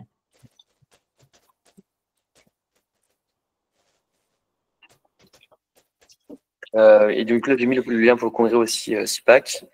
N'hésitez pas à vous inscrire, c'est vraiment pas cher. Et franchement, on va faire un truc encore mieux qu'il y a 2 ans, avec des ateliers pour faire de l'échographie cardiaque, un atelier pour l'ECG. Il y a un atelier aussi dédié pour Orchidea avec des cas cliniques à résoudre. Et puis, on aura vraiment un congrès tourné vers l'avenir de la profession, avec notamment toutes les notions d'IA. Ça va être vraiment intéressant. Et une super soirée aussi.